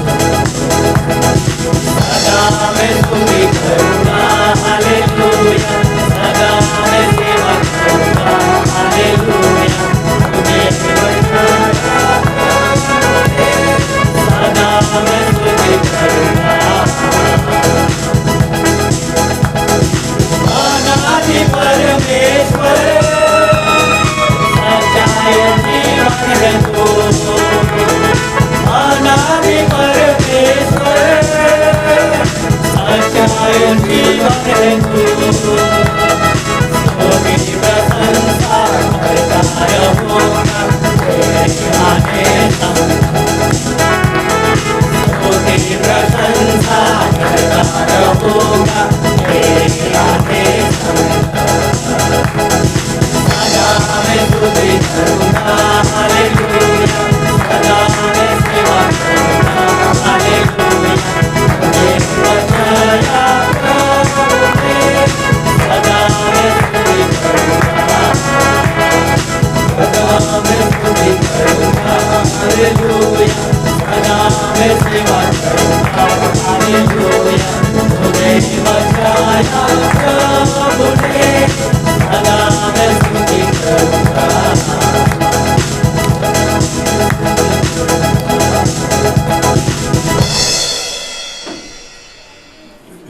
आइए प्रार्थना करते हैं। प्रभु परमेश्वर, हम आपका धन्यवाद करते हैं पिता, आपने पूरी सभा को पिता परमेश्वर शुरू से लेकर अंत तक आशीषित किया है। और पिता परमेश्वर यहाँ जितने उपस्थित है प्रभु जी, उनके साथ आपने आपके वचन से बात की। प्रभु धन्यवाद देते हैं प्रभु जी। पिता परमेश्वर, प्रार्थना करते हैं ये वचन जो है पिता परमेश्वर हमारे जीवन में फलवंत हो पिता परमेश्वर। वो सिर्फ हमारे जीवन के लिए नहीं, लेकिन पिता परमेश्वर हमारे परिवार के लिए, हमारे दोस्तों के लिए, हमारे साथ जुड़े हुए प्रत्येक के लिए प्रभु आशीष का कारण बने, ऐसे हम प्रार्थना करते हैं प्रभु। पिता परमेश्वर, अगुवाई करना, पवित्र आत्मा के द्वारा हम मार्गदर्शन देना, ऐसे हम प्रार्थना करते हैं प्रभु जी। पिता परमेश्वर, प्रार्थना करते हैं प्रभु जी, आने वाले समय में हम पिता परमेश्वर अपने स्थानों पर जाएंगे प्रभु जी, तब भी आप आपकी सुरक्षा मांगते हैं प्रभु। जिस रीति से आपने हमें सुरक्षित यहाँ तक लेके आए हैं पिता परमेश्वर, उसी प्रकार प्रभु आप हमारी यात्रा को सुखद करना, ऐसे हम प्रार्थना करते हैं प्रभु जी। फिर से एक बार यहाँ उपस्थित प्रत्येक के जीवन का आपके हाथ में सौंपते हैं प्रभु। आप सबको आशीषित करना प्रभु यीशु मसीह के नाम से मांगते हैं। बोलेंगे आमीन। आमीन।